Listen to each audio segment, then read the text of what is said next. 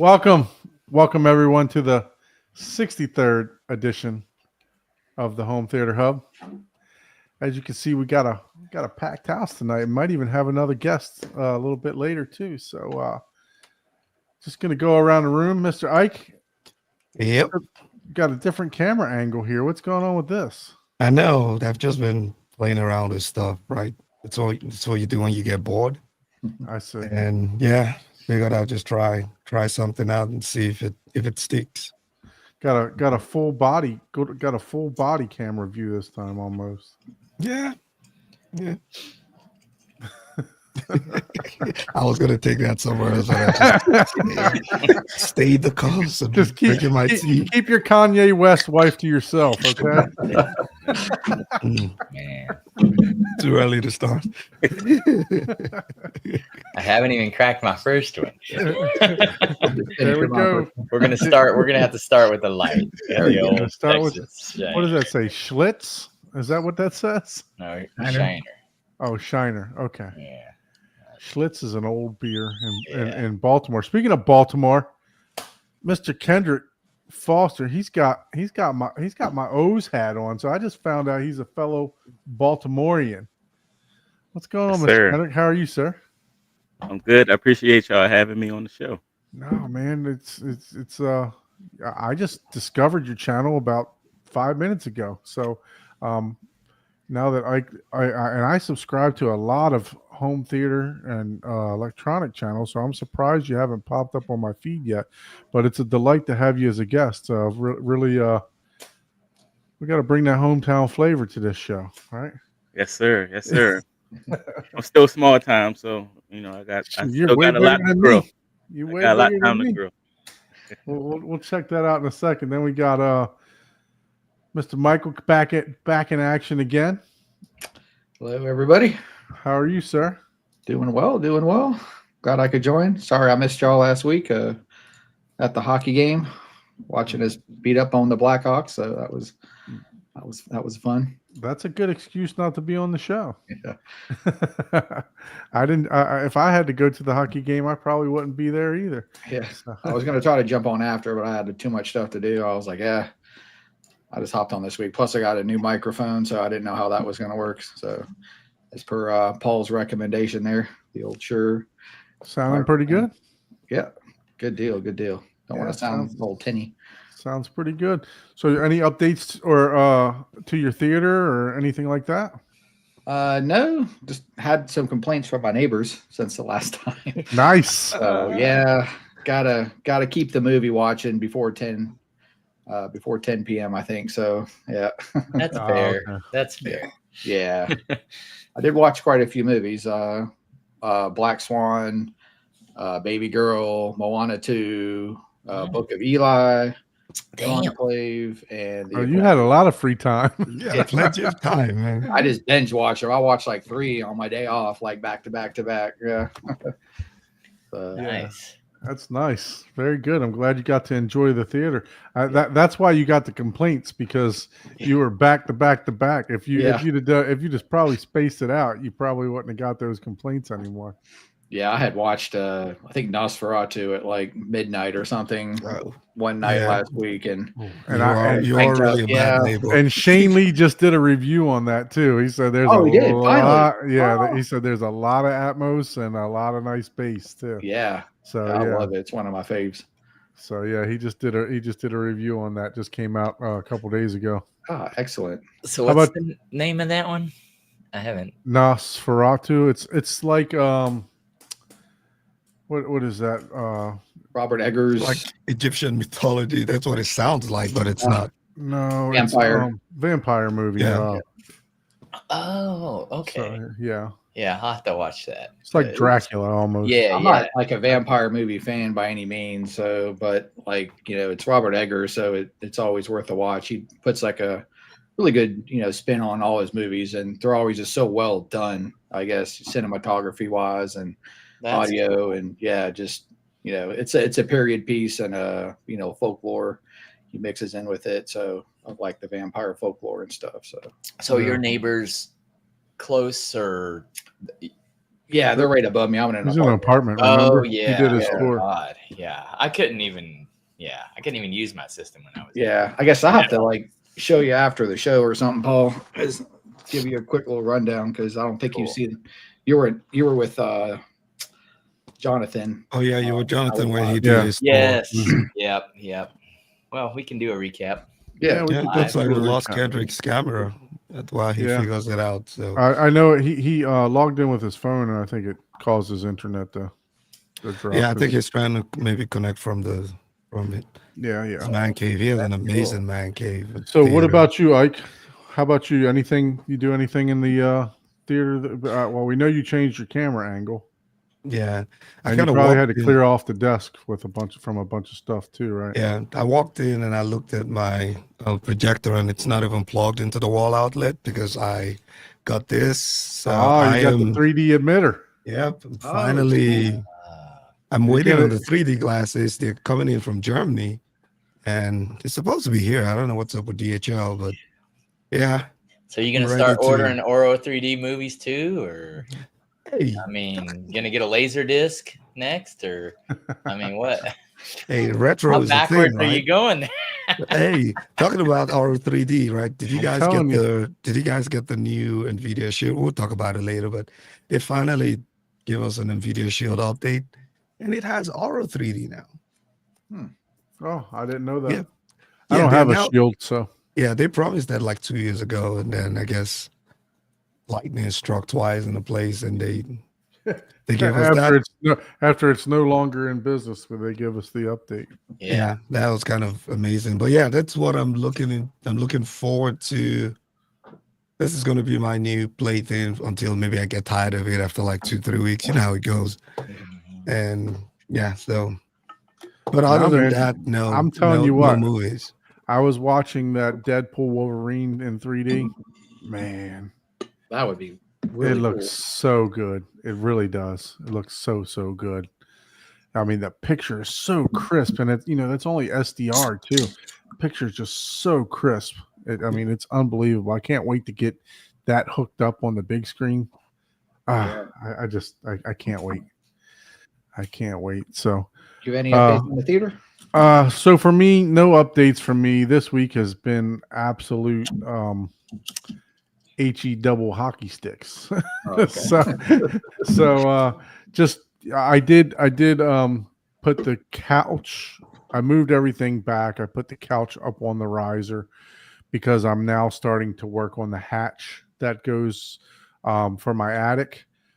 So I'm putting it on hinges, and I didn't like the way that it was because it just kind of sat.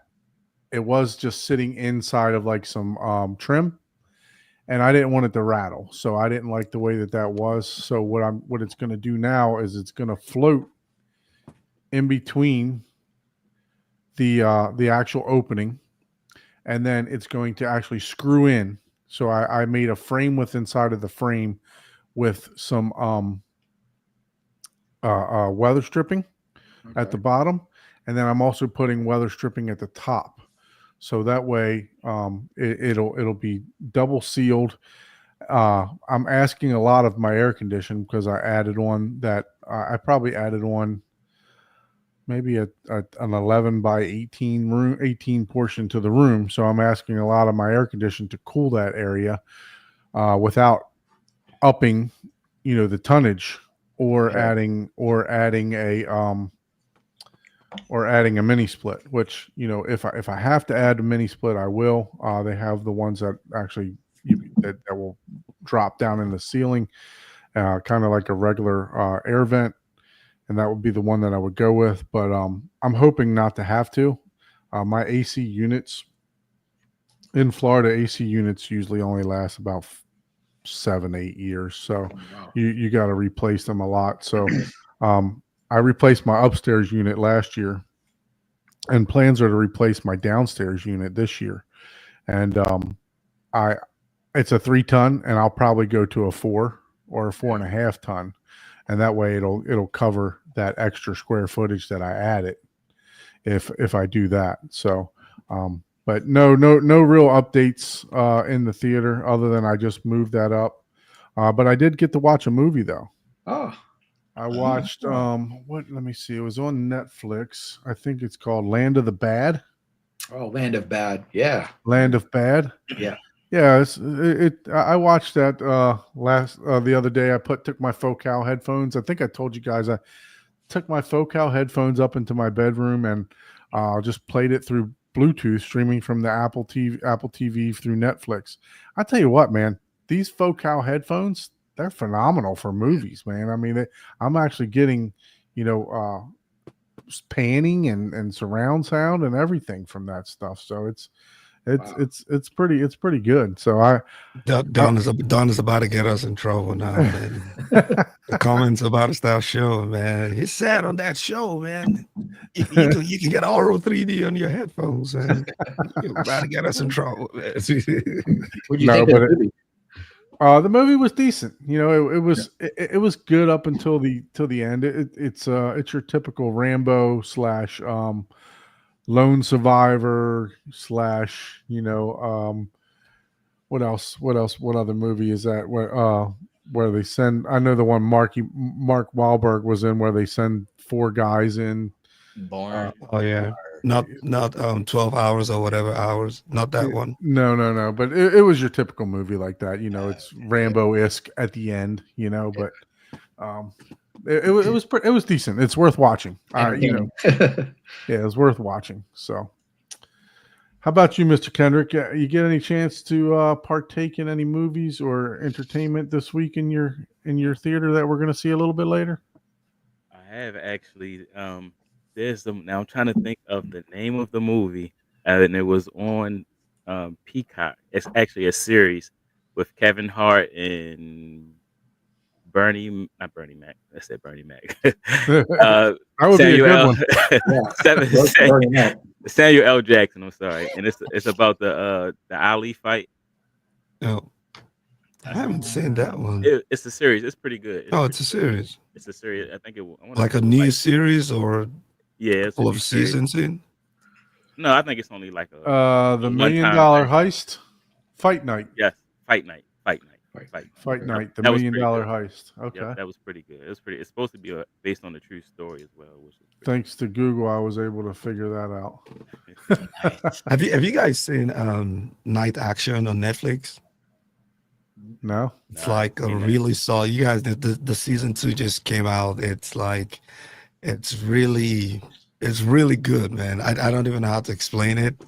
I think the first season was like 3 years ago, and Netflix got a lot of complaints, and they finally brought it back. It's like the whole, if you like all the whole FBI, CIA, what's going on in government overthrow and all that kind of stuff, but not the action-packed. It's not like Ocean 11 type stuff, but the real, it's a little bit clean and well done. So I just heard the season 2 came out, and I'm looking forward to binge on that this weekend. Nice. I started Penguin. I started watching that. Yeah. Oh yeah, that's good. I like That's so good. I turned it on. It was I watched it after, what is it, Land of the Bad or Bad? I watched it after that, and it was already midnight. So I had to get up. So I watched like the first 20 minutes, and then not that it was boring, but I just had to shut it off and go to sleep. So the first episode did kind of drag a little bit, from what I'm seeing, but I heard it's a fantastic show. Rich watches all the TV shows. It's Night Agent. Thank you, brother. I call it Night Action because, man, it is action-packed, man. But yes, thank you. You guys that have been searching for that thing on Netflix. Let's say hello to everyone in the chat. We got John, we got Fred, Van Gool. Thanks for joining again. GSG Audio in the house. Thank you. Hey, so we need much to get for you that. on the show. Yeah, I actually reached out to GSG to talk to him about some diffusers. We need to get him on the show. Yeah, so definitely. Hey, look out for an invite. Techno Dad. Whoop whoop. Yes. So Rich, we got Techno Dad in the house. Been a while since Techno Dad's been in the house. Trust you to show up for Night Action, China. Only you. Only you would show up right on cue. And then we got Abe in the house, Senor Dusty also. So thank you guys for joining the show tonight. So, Mr. Kendrick, can you talk to us about your 5 Grammys you won? Oh, sorry, wrong guy. I'm about to say that would be news. You got to put an N in his name for you to be able to. Yeah. That would be news to me.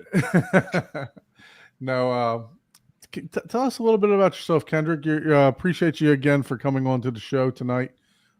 Give us a little. What got you into this hobby, and give us a little background, man. So, like a lot of people, during the pandemic is when I started my channel, and pretty much when I started my home theater. So, of course, we were stuck in the house, couldn't go out to the movies, couldn't really do anything. So I was like, hey, I got this extra space, so I'm gonna go ahead and create my home theater. If you go back like to the beginning of my channel, like my home theater tour was like one of my first videos I posted. When I created the channel, it's when I created the channel, I wanted just to do tech reviews. So happened to be, I was about to come down to Florida. I was coming down to Disney World, and I said I need to do a video real quick before I leave. What can I do real quick? And that's when I posted that man cave tour video where I went over the man cave, and then I also went into the home theater. And as you can see at the beginning of my channel, that was like one of my best videos. So of course I was like, oh, I'm gonna lean into more of the home theater man cave type of content because that's what people really seem to gravitate to. So of course, I still do a lot of tech reviews, but I try to focus more on like the home decor, home theater, man cave, and a lot of my projects I do are DIY because as you all know, the DIY, I made a home theater stuff can get really expensive. Yeah, So I try to come at it as at an angle of some of the things that you could do on your own, and where you can enjoy your space at a budget and not have to spend thousands and thousands. Even though you're still going to end up spending thousands of dollars anyway, but you can kind of minimize the amount of money you can spend when you're trying to do a lot of these projects in DIY. man, you got some videos on this channel, man. I'm surprised that you've never. I'm very surprised that you never popped up on my suggestions or anything before, because you got some good videos here that that definitely fit my algorithm. Of what I watch. So I'm actually surprised that I didn't. You didn't pop up on my radar here. So, but we'll try to get you some more subscribers here. Yeah, I appreciate it. I need them. Need all of them. So anyone that hasn't subscribed to Kendrick's YouTube channel, make sure you head over there now. It's Kedrick Foster, or Foster. Yeah, So I'll put a link in the chat. yeah, I could put a link in the chat for you. Make sure you guys go over, show him some love, watch some of his videos, and make sure you like and subscribe, man. He's got a lot of good content on here. I appreciate it. Yep. And I found this channel, about 4 years ago. I was just telling you in the back room, right? When I was thinking of my home theater, and I stumbled into which is your biggest video. If Don can scroll down, I think it is the biggest one. No, It's the star ceiling. it's at like the beginning. Yeah, if you scroll down, you'll see like a $200 star ceiling. There you go. Yeah. So scroll back up. You're scrolling really fast. There it is. Right there. So you can see it has 1.5 million views. And I watched that video, and well, of course the thumbnail was amazing. $200 star ceiling. I'm like, this is amazing. And yeah, I went to Home Depot when I started building my home theater, and it is actually $200, right? Good fiber, 2x4s and stuff like that. Yep. And man, you guys know, you've heard me say it 1,000 times. That was probably the hottest thing I did in the whole theater. It was the worst thing. And that the backstory on that video. So and the ceiling has Dolby Atmos speakers in it, and I was like, how can I do this star ceiling without blocking my speakers? So I said, because every video I saw online, we're using like MDF board for star ceiling or some type of hard board. I was like, if I can make it out of fabric, then I'll be able to have the speakers still come through the fabric. So that's why I came up with the actual fabric and just putting the actual fibers through it, and it actually worked out pretty So good. It's still standing. where did you get the idea from for the star ceiling? Is this something that you know when you were rolling around in your Rolls Royce with your star ceiling?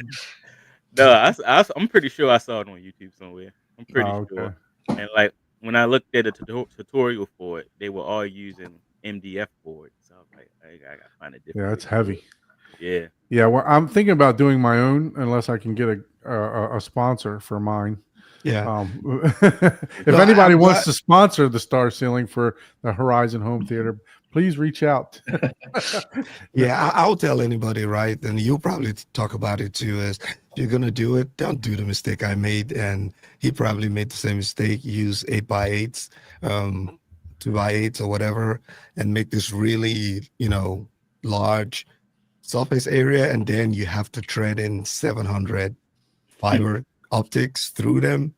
And there's only so far your hands can reach, right? So like I keep saying, I only have like 200 threaded through. There's another 500 just sitting back there. So I have a drywall lift. So my Yeah. plans for this was to wrap a piece of 1/4-inch duck board.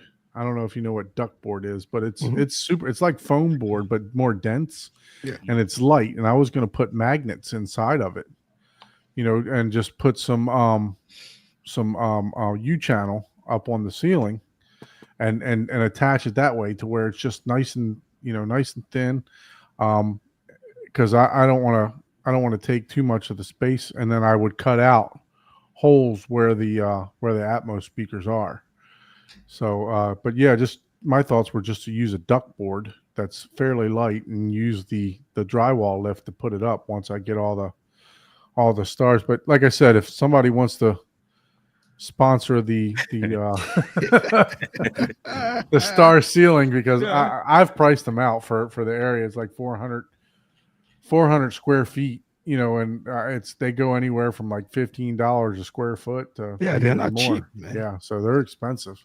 They're not cheap, but unfortunately, it's not in my top 10 fastest recommendation, except if you do like a 4x4. Like if I get to do it, I'm gonna do it like maybe 2x2s and make like 6 of them, right? And then go up and then just hold them together somewhere, screw them together. But I'm not doing any, which is what the professionals actually do, right? They make them in tiny pieces and then put them together. So it's not, yeah. It's funny though because I never even bothered to get a quote because I knew I wasn't going to pay anybody to do it.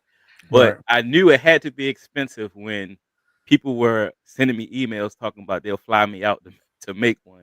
I was Oh like, yeah. I said, if you go do all that, you could just get a real licensed contractor to do it. But I'm pretty sure. It's pretty Man, sure you it's should have actually went ahead expensive. and ran with that business Shit, idea. right with it, man. You might be building it for celebrities right now, right? Uh, Like what's his name? Home theater. Home theater gamer. Home theater gamer. He's building Oh, for yeah. celebrities, man. Ja Rule and all those guys. Yeah, They're I out there watched. cleaning up their home theaters for them, man. Yeah, I watched his video where he was with like Gilbert Arenas, I think. Yeah, Yeah, doing he's something for him. Yeah, I like the channel. His basement's nice. yeah, it's amazing, man. He So did a fantastic job. I started watching that before he even closed it off. yeah. He had his theater open. Started Yeah. watching it back then when he had the theater open. So Yeah, look out now. He's gonna be on the show in the near future. So Oh, cool. Oh, yeah, we gotta need- tune in for that one. yeah. All he's right, gonna be on. that's awesome. That's pretty time consuming, isn't it, Kedrick? Doing the star ceiling. Yeah, the hardest part was like he was saying, putting the individual fibers. Yeah, a little tedious. Yeah. Yeah, because you got to put it through and then you got to glue it Yeah. so it doesn't pop back Pull out. back out. Yeah. So I was just watching 300 strands of fiber. That's Mm. crazy, man. I was just watching Build Montage, and he just had a little segment of his, which he's going to be on the show eventually too. Our schedules just didn't coordinate like 2 weeks ago. So, Yeah. But he's got a star ceiling that somebody ran with the idea, and they started making panels, and they like the panels actually change colors too, so you can Oh, wow. so it gives it a little bit more depth.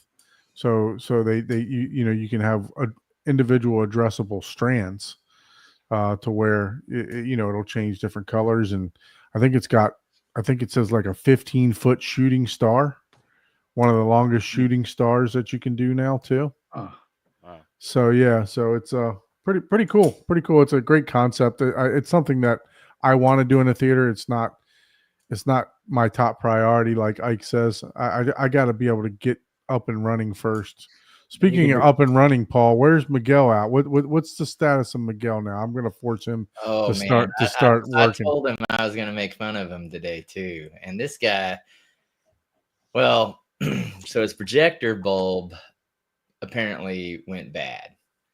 So he thought about ordering. He was like, well, maybe because he has a 100-inch TV, and we talked about it, and he was like, maybe I should just get a 98-inch TV, and I was like, or an 85, and I was like, yeah, 98. If 85 is like 40% smaller. I mean, I wouldn't go that way. But anyways, he ended up ordering a TV, and they kind of screwed him over on the price, so he went to return it, and they said, oh, you can only cancel the order within 30 minutes. So he just refused delivery of it. So now he's back to he's going to order a new bulb. He does have his projector in his house now, though, where it was in storage for a while. So, Okay. but yeah, he's moving like, I don't know, man. At this rate, he might be pulling the Don method. He Oh, might man. actually get a picture on the wall in like the next 2 years. I don't know, man.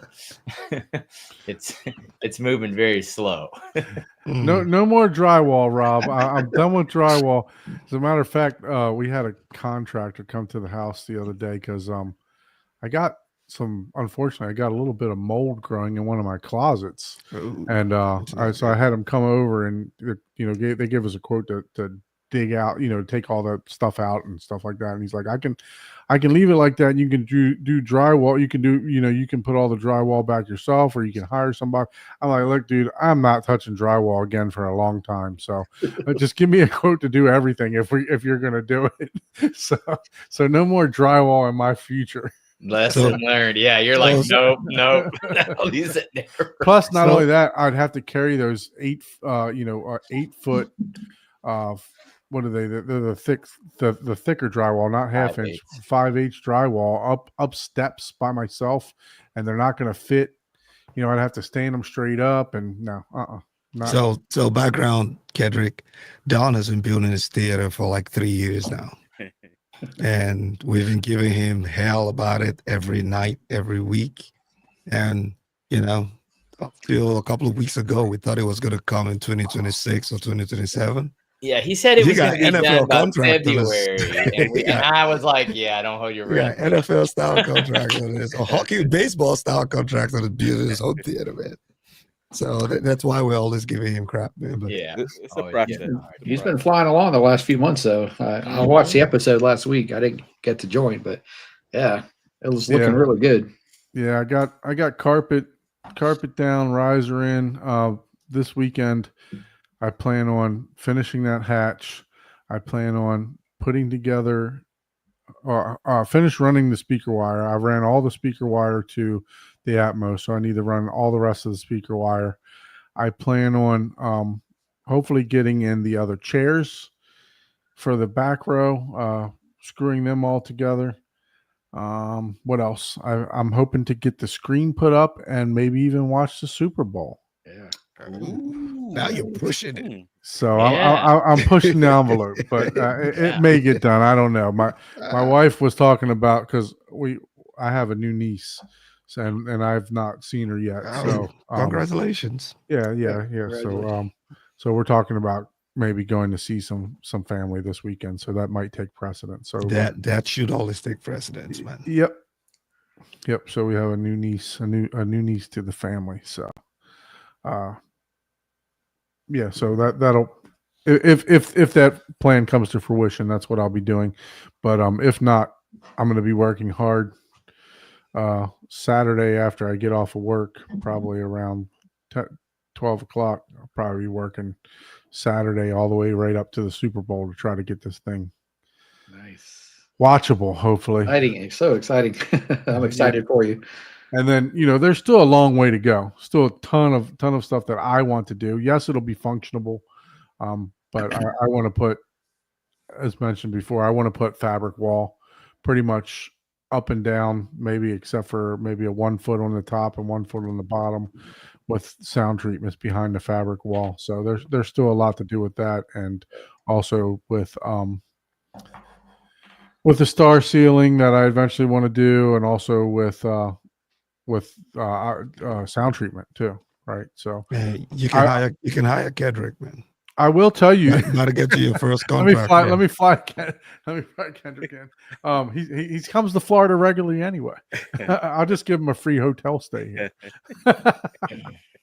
No, I can tell you what, I've been sitting in that room a lot, and prior to me blowing in the attic insulation above the garage, the sound would reverberate up inside there. So I'm not sure if you're familiar with Florida construction, but the attics have to breathe here. So there's a soffit that comes over, and it allows air to circulate through the attic because of the humidity and everything else like that. And most attics are built like that, right? Mm-hmm. But your older houses, not so much. They may have a big fan in the side with a gable on both sides, like your A-frame houses and stuff like that, to pull air in and suck air out. But mine basically had, because it was a garage, if you put attic insulation above a garage in Florida, you literally can blow the windows out from the heat. Wow. Because it'll get so hot into the garage, and you're holding the heat in the garage. So it's not recommended to do, unless obviously you open it up and you have a return vent and an AC and stuff going in there, right? So, but I've been spending a lot of time just sitting in there, and before, when the car would drive by, I would hear it. I would hear it reverberate, like the car noise reverberate in there. I have the chute still open, and cars are going by, and I cannot hear anything anymore. It is so dead quiet in there now, which is awesome. And you don't even have your wall treatment. Correct. Yeah, I don't have my acoustic treatment. Yep. Your sound blocking done right now. So yeah. Yep. I mean, I have R30 in the side walls. Yeah. So there's R30 in the side walls, and there's I probably put about 10 inches of insulation in between the floor. The first and second floor, and also in the garage, so-called garage old area. And I mean, it's just dead quiet, and I'm enjoying it. So might have to liven it up a little bit. So I may be using some diffusion. But so Kendrick, why the YouTube channel, man? What made you say, hey, I need to do a YouTube channel? So many reasons. So one, I needed an excuse to buy stuff. So I'm just one of those people. If I see a new piece of tech, I just gotta have it. So I say, hey, if I'm gonna do this, I might as well. Any wives watching? That's just getting done. Oh, that's all they. I don't want to burst out bubbles, but I'm pretty sure that's all they are. But secondly, like I'll watch a lot of YouTube, and in my family, normally if there's anything tech related, I'm the person they always call and ask questions to. So I was like, let me just make a YouTube video. Maybe I can help some people, because whenever I'm about to invest a good portion of money in anything, I'm gonna watch at least 10 YouTube videos on it, just to make sure I know what I'm buying, Mm-hmm. make sure I'm not wasting my money.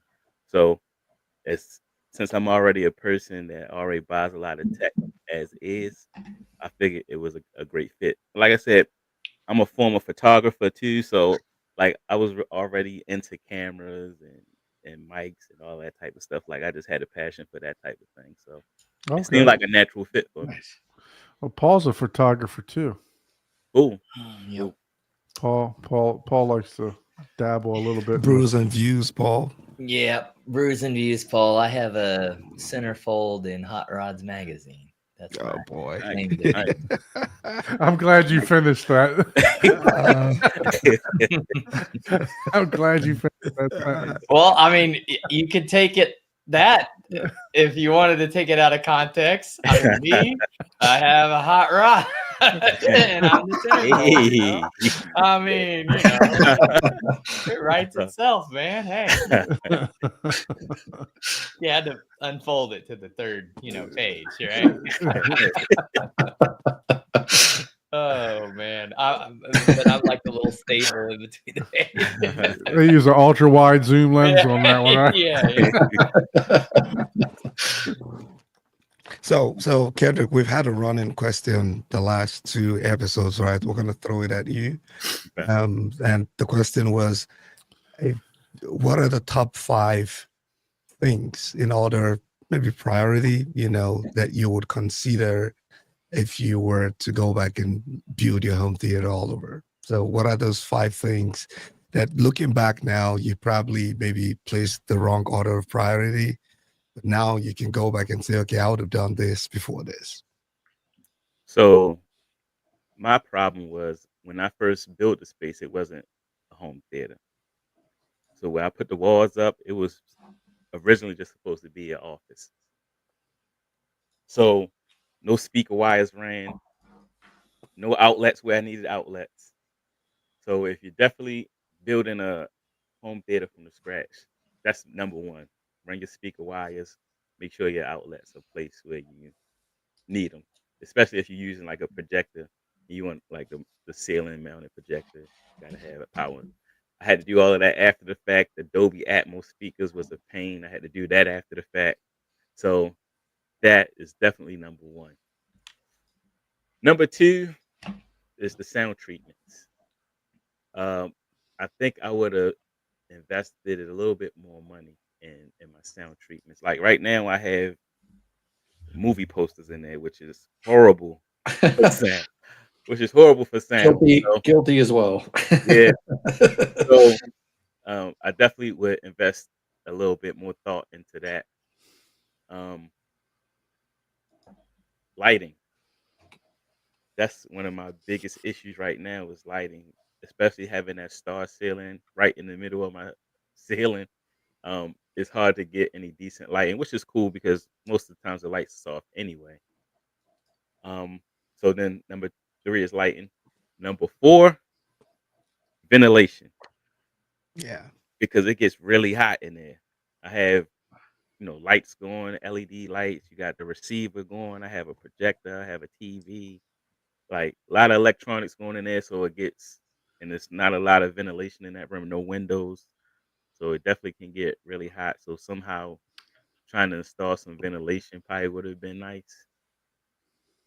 And the 5th one, this is probably kind of controversial because I kind of preached against this in my videos, but I think I would have invested more in the actual equipment, because what I say in my videos is get what you can afford now so you can enjoy your space now versus saving your money up and getting what you really want. So Yeah. I was guilty of just buying what I could afford at the time so I can enjoy my space right now versus just waiting a little bit longer to get what I really wanted, and then I don't have to worry about having to upgrade it in the future. So I guess it depends. I mean, that's one of the things that's kind of subjective. You could lean either way on that one, but Yeah. I think those would be my top 5. I like that advice still, only because if you get something to where you can enjoy it, right?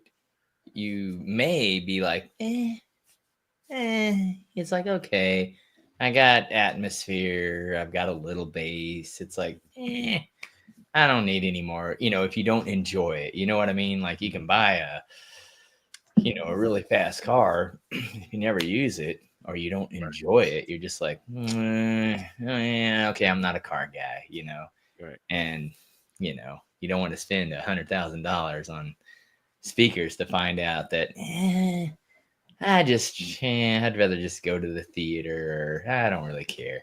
So I still kind of like that advice, but Yeah. buy once, cry once is contradicting. But that's if you're looking for the best of the best. If you're trying to impress or get camaraderie or whatever that, or you just want it for the looks or whatever, then yeah, go for it, man. Don't let Yeah. anyone tell No, you. I've said on the show several times that if I had to redo it all over again, I probably wouldn't have knocked that wall down between my garage and my office.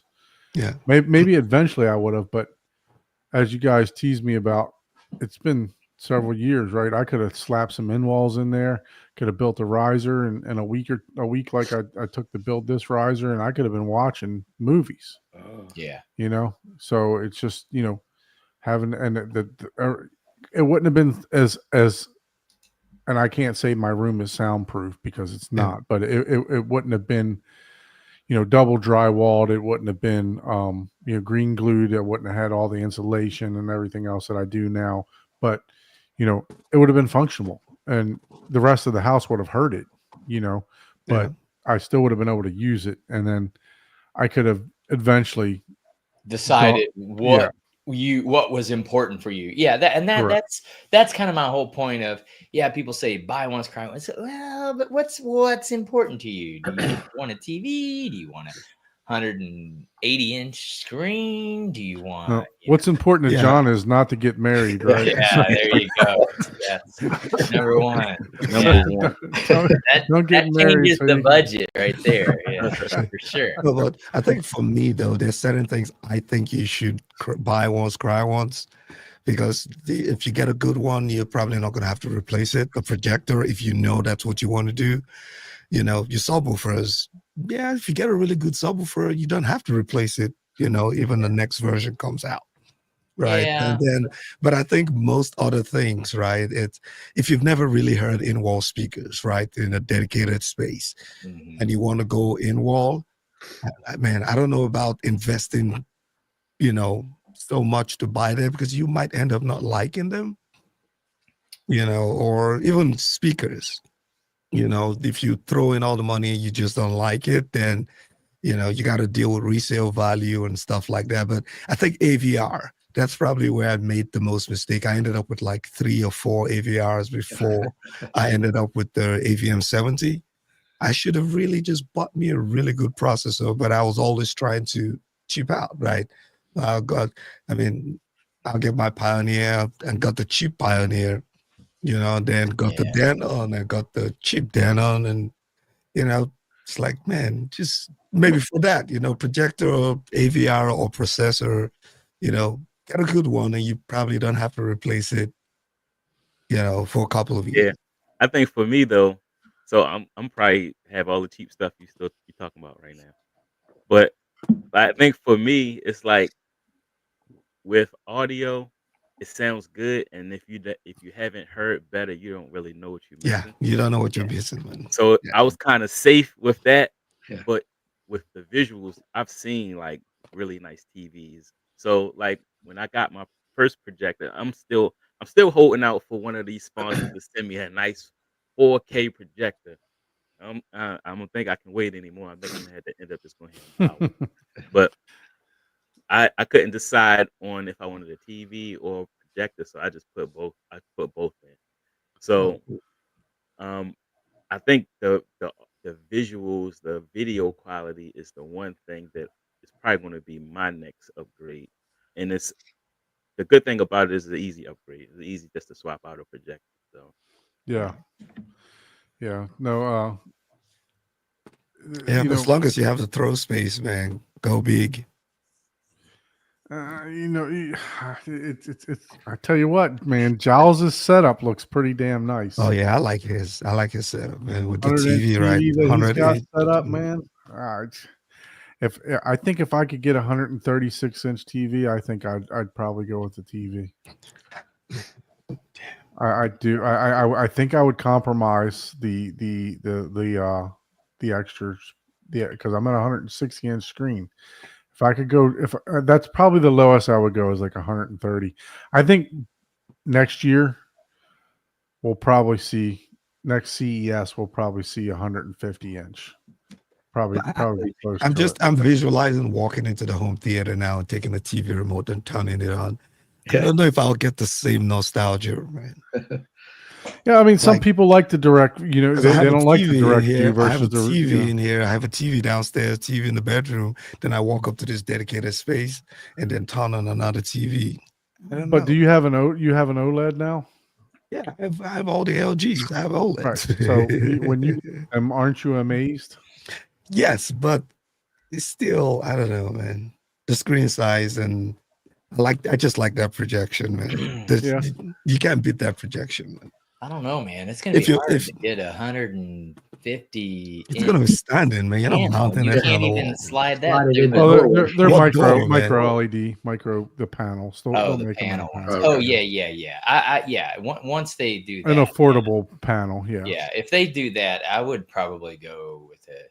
Yeah, once they get to like 150, yeah, I'll probably go with the TV too. Just Man, the heat from that stuff, you're probably gonna need a hatch in your ceiling or something, yeah, man. it depends on how efficient. Yeah, Because I think who had the 130 Hisense? Yeah, the Yeah. 136, I think. Right? 136 Hisense they had come out. They got and TCL's got a 115 inch TV right 15, now. Yeah.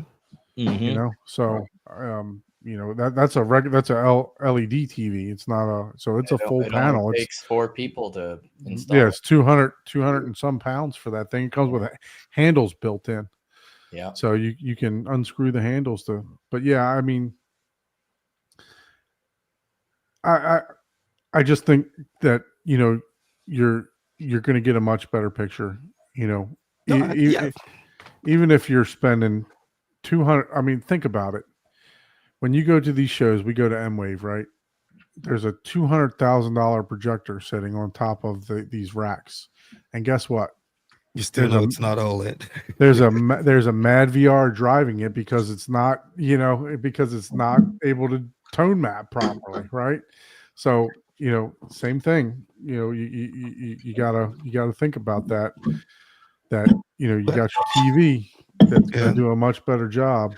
But maybe it might drive projectors to start doing proper modernized technology, right? Because I feel like they've been giving us piecemeals, right? Now they don't even bother, completely changing the series name to just add numbers to it. So it's like, it might force them to say, you know what, we got to up that tone mapping game. We got to up that contrast, something, because people are going to buy.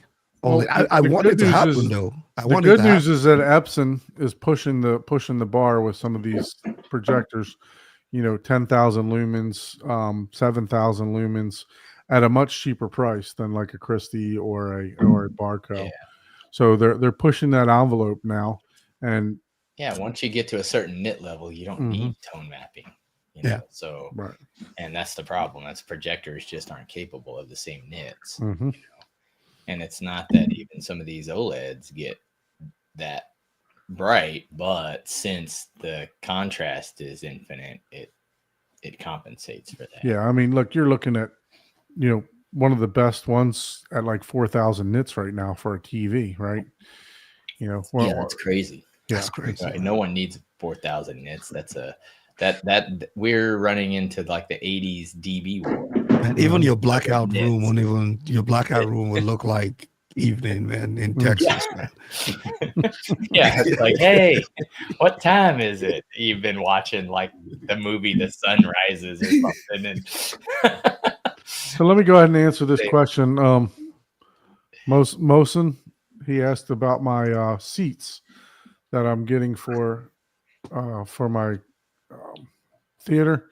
So I chose the Seat Crafts.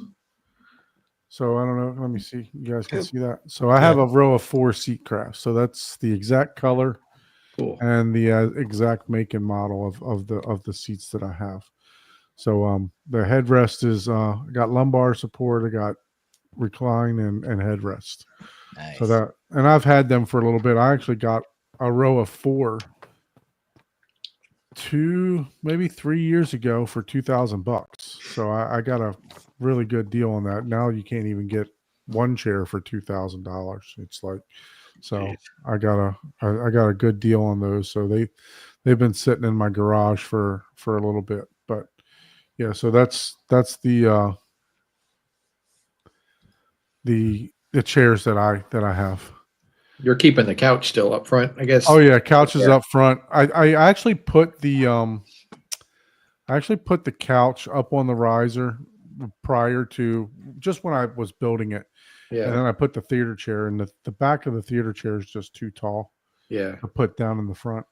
I like the idea of having a couch and then recliners too, because sometimes it's nice. You kind of feel like laying down to watch a movie or something. You have that option to Yeah. kind of So the chill out on biggest the thing couch is or my get the wife and I, recliner. we always used to watch. I had a really wide couch I got it from like one of these furniture discount places. And it was just a really wide couch with a cushion and then like the pillows that went on the back.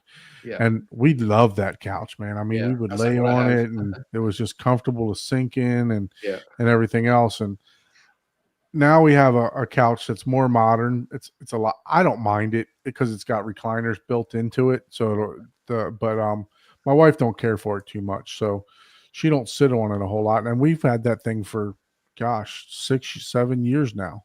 Yeah. And she was happy to get back to the couch. She's actually spending more time in the theater than I am, and she's in there just on her phone and doing stuff, which is great. I love it that she's in there. She told me I'm going to come in here and read books. I'm gonna, so it's great that she's using the space already, and we're not even projecting anything yet.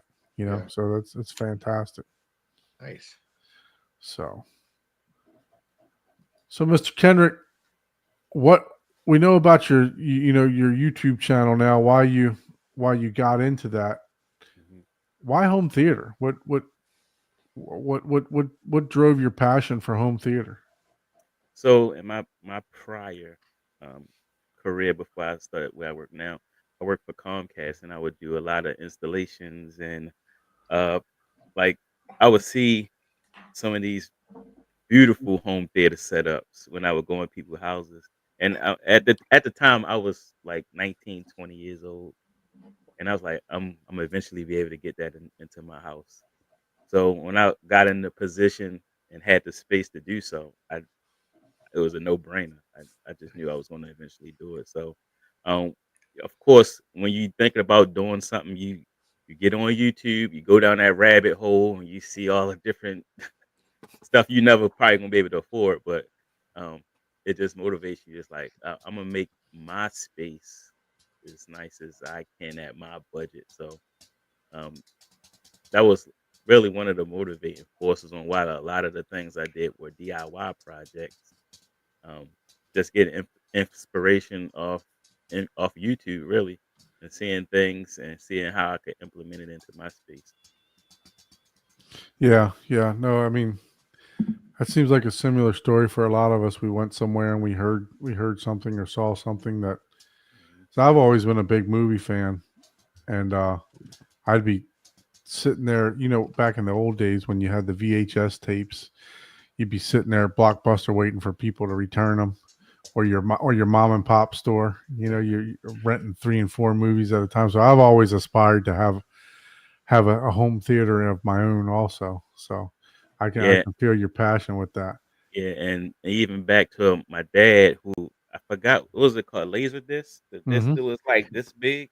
My dad had those and had the big screen in the basement. We would all be down there watching movies. So yeah, I definitely got inspiration from that as well. That's awesome. That's awesome. Yeah. So you must be out there in Baltimore, out in the outskirts, because I know when I grew up, those basements weren't wide enough to put a theater in down there. You Yeah, must, I'm about 45 minutes from Baltimore now. yeah. So you got some land out there, because Yeah, I'm when I grew up in East Baltimore, you go down the basement. There's just barely enough room for a washer and dryer and a little side room, and that's it. yep, yep. At Barely least you enough got a room to basement, man. stand We up. don't have none here, man. Well, some of the basements weren't even like fully dug out. I mean, it was just like, Right. it's crazy how they did stuff, because They actually raised the house up in Baltimore. Baltimore's famous for the stoops, for the steps going up into the house. Yep. So they raised the house up, and then they didn't dig it. They didn't dig it down too much, So you'd be ducking down 5-foot ceilings and stuff like that. So if you're in your basement, I know you're not in the city. No, I had to distance myself a little bit. I still work there though. So. Oh, okay. You working downtown? Are you familiar with White Marsh? Oh yeah. Yeah. I'm working in the White Marsh. So I went to high school in Perry Hall. I went to Perry Hall High. Okay.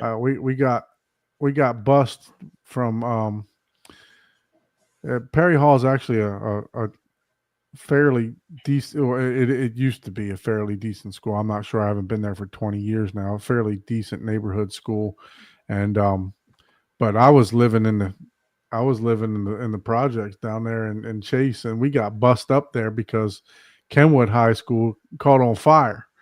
Oh, so they had to ship students to another place. So they were shipping us hoodlums up there into the nice up there into the nice neighborhoods. So yeah, so we did a little reverse regentification for That's cool. It's still a pretty good school, I think. Yeah, it's still a nice area. I think I was telling you backstage. I still got some family up there. My mom's up there. I have some cousins still in the area. One of my cousins worked for Lockheed Martin. My grandmother, rest her soul, she worked as a civilian at Martin State Air Base down there in Chase. So she did all the payroll for the military down there. So it's good to get some hometown roots on the show, man, so we can go down memory lane. Yes, sir. I'm down. I'm actually in Chase every Friday night for softball. Oh, nice. Yeah. So if you wouldn't mind, are you able to give us a little tour what you got going on, where you make your videos here, and Oh, you want me to take you down to the man cave? Yeah, down to the man cave. All right, show us where I see you got that roadcaster back there. So yeah, he got a proper setup, man. I know, it looks nice. Appreciate it. So let me get my camera set up, and I'll we got you, man. Yeah, once you connect, I'll bring you up. All right, cool. Yeah. Cool. So any plans for the Super Bowl, Ike? I am just going to sit home and watch it. I don't care much about any of the teams. I feel like I already know who's going to win, but something else might happen. But yeah, it's going to be another regular Sunday for me. I'll be working. I'll be delivering pizzas. You'll be listening to it on the radio. You are going to be busy, man. Yeah, it's one of the busier days of the year for sure. You are going to be busy, definitely. So what about you, Paul? Obviously, you're in the hometown. KC. Oh, are they in the Super Bowl? Oh yeah, that's right. You're full of shit. Yeah. Unfortunately, because playoff Lamar showed up. You literally just made me curse, man. I may or may not have taken the day after off. I'll be doing that when the Hurricanes get the. There you go. Stanley Cup Finals, hopefully. Yeah, no. I'm gonna check it out. I can't tell you that I'm rooting for Patrick Mahomes though, but I didn't really care for the Eagles either though. So I mean, I don't know. I'd almost like to see Patrick get the three-peat, but I know, right? Nice to see somebody new win at the same time, though. I guess yeah. Nothing against the Chiefs. I don't like. I think Saquon should get the, should get a title. I mean, that guy ran his ass off this year. Let us know in the chat who you're rooting for, man. If you watch football, sorry to take it down that, but it is the biggest event in sports history coming up. So besides the World Cup, maybe. I did watch a couple movies myself this. Sorry, I skipped you on that. Yeah, that's all right. I know how you are. Look at this. Look at this offended face. Sorry about that. I stay away from couples drama, man. Yeah, right. I actually watched an old movie. All these movies I've never seen, and they're older movies. Gattaca. Have you ever seen Gattaca? I just put that on my wish list like this week. Dude, so. that is a good movie. Is it? Okay. Yeah, that's a good movie. That's an old classic. Okay. Storyline movie. You know, Why does it Gotcha, sound like a too. Roman movie, man? it is really What- cool. It's got Ethan Hawke and What genre of movie would you place it? Jude Law, something. Yeah, Anyway, good. and then I watched There. then I watched Elysium. Oh, yeah, That was nice pretty one. good. I mean, it was pretty cool. And then I watched The Happy Time Murders. Hmm. And obviously it's 3 different days, but Happy Time Murders didn't keep my attention per se. But man, that was hilarious. Like it was hilarious. It was sophomore humor times 1,000. So if you're not into that, then don't even watch it. It was poor storyline. Can you hear us, Kedrick? Yep, I can hear you. Okay, I'm gonna get you on a big Yeah. screen. Ooh, check that out.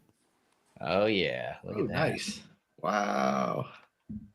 So can y'all hear me? Yeah, Yes. loud and clear. All right, cool. So this is just the main part of the basement right now. My son down here playing a game, but this is just like the outside part. This is the Okay. bar here. That's where I'd be. Nice. Yeah. Nice. I like that little liquor display too, with the lights Yeah. underneath of it. Yep. Yeah, that's You even got stadium seating for the bar. I mean, for the game area, huh? Oh yeah. You I didn't had to put a- be creative on how to fit these 2 couches in this space, so that's why I set it up like this. That's nice. Popcorn so- machine. Got This Mr. right Play. here, You got Mr. Playoff. Oh, look at the ticket Oh, thing. that is cool. So this is actually a new project I'm working on. This is normally the digital movie poster. Uh-huh. Yeah. I normally run on this, but this is a different program I'm actually working on right now called DAC board, where you can like create your own custom displays where you can, like right here I have like my QR code for guest Wi-Fi. You have like sports scores, weather. You can put a lot of different stuff on here. I'm still messing around with that though. That's nice. That is kind so of reminds cool. me like the old school ticket display, like what show times were. You know, Yeah. when you Yep. went to the movies, it shows you the show times. That would be cool to display something Oh like yeah, that. you could probably put that on there too. It's all web based too, so you can go onto the website and configure it how you want. It's got a lot of different plugins and can tie into like smart homes, and it's got a lot of different stuff you can put on there. We were just talking about Mr. or football. So, can you please pan away from Mr. Jackson's jersey because Mr. Not Playoff? Next year. Oops. Next year. Yeah, that's my team though. I got to support them no matter what. So, Yep. All right, so and here's the actual theater. Nice. Wow. Again, like I was saying, I wish I would have did a little bit better job. Let me turn this fan on. This is my ventilation right here. Let me turn it off so it's not blowing. But I did a little bit of DIY acoustic panels to Okay. kind of help with the sound. That's what I need to do in between my posters. Yeah, I like that. Yeah. This is Star Ceiling. It's still holding up pretty good. Yeah, it looks great. so do you have links in that video to purchase like the star ceiling and stuff like that? Yep. Everything in the description. Okay. So do those links still work? I hope so. Yeah, I think so. Are you getting Amazon affiliate for it? Yeah. Yep. Well, I say Yeah. I hope they still working. Go in and support this man. Go to his Amazon affiliate and purchase this if you're interested in the star ceiling. I'm gonna try to pull it up. So and right here, what I was talking about earlier. So I have the TV, but then up here I still have the projector. So if I want to watch a movie, I just let the projector screen come down Yeah, that's instead cool. of I had that set up. of watching the TV. 9 times out of 10, I'm watching the TV. Honestly, unless I'm watching a movie, then I'll bring the screen down. Yeah, so the light engine still works. So black felt. Yeah, all this stuff still works. Good. Yep. Okay, so you got the motorized screen coming down in front of the TV. What size is the TV? The TV is a 75-inch, and the projector screen is a 100-inch. Okay. Yeah, we were just talking about that. I think while you were getting set up, I think if the TVs go a little bit larger, I would just go straight to the TV for the 100-inch. Might be hard Yeah. to carry them down into the basement though. I'll figure it out because I see they have the 100-inch ones at Best Buy now. Yeah. Oh yeah. Pretty reasonable. For Black Friday, they had 100-inch Hisense for like $1,500, man. Oh man, Yeah, that's crazy. That's crazy because I remember when 4K, but yeah, 4K TVs first came out. I think I paid like $2,500 for like a 55-inch. Mm-hmm. Yep. So you get 55-inch now for like $200. Yeah. Yep. So what type of screen is that you got there? Is it a what brand of screen? Is it Silver Ticket? Is it Elite? I don't know the exact name of it. I don't know if y'all have the store, but there's a store I go to called Micro Center. Oh, okay. Do you have a Micro Center near y'all? No, I've heard of it, but we don't have one. Yeah, No, we have one. I know Paul has one in his area. It's Yeah, like we my have favorite. one. It's my favorite store. I think it was only like $100 maybe, $150 or something like that. Wow, that's crazy for the motor and everything. Yeah. I mean, shoot, you could just buy it for the motor and still have your money. I'm sure there's better screens out there, but again, like I said, all of this was built on a budget. Mm-hmm. And eventually, I want to upgrade my receiver, my speakers, and of course the projector. What's the size of that room there? This is 12 by 20, maybe. Okay. Yeah, 12 by 20. Okay. So what speakers are you currently running? Don't laugh at me. These are the Polk, like the T series, so T15s, center channels, the T30. I have two subwoofers, one in that front corner, and then another one in this back corner. Mm. And then the same two in the back. I know they are too high, and I know these are too high. So eventually I want to get some in-wall speakers so I can lower them down a little bit more. You got them angled though, don't you? It looks like they're angled down towards the listening position. Yeah. Back speakers aren't that bad, bad. honestly. They're supposed to be just a little bit above the Above your ear, right? listening area. Yeah. Yeah. So you're running a five dot. How No, many? it's 7. I got 2 speakers in the ceiling, but they behind the star ceiling. Okay. So what is that? 7.2. So okay, so you're using your bed layer speakers. You got an LCR, and then the two in the back, right? Mm-hmm. So, and then you got 2 Atmos speakers in the top. Yep. Okay. So 5 2. How many subwoofers you got? 2. So 5 2 2. Yeah. Yeah. Okay. Very nice. And I've had those Pokes, man. Those Pokes aren't bad speakers. I actually got some right underneath my desk right now. So they definitely serve a good purpose. I mean, they're not bad sounding speakers at all. So Yeah, I think once I upgrade my receiver, then I'm going to end up upgrading all of the speakers as well. So which do you use more for watching movies? Do you find yourself using the TV more or the projector screen? Oh, for movies, definitely the projector screen. Oh, okay. Definitely the projector screen. But if I'm watching like YouTube or if I want to bring my gaming console down here, I'm using the TV. yeah, TV for gaming is definitely the way to go for due to the lag with the projector. Yeah. Yeah. That's a solid man cave, man. Yeah, man. So Appreciate it. what receiver are you using? It is the Pioneer VSX 3. What is it? 342, something like that. 340. Hold on. VSX. mm, I used to be able to remember this up. 834. Okay.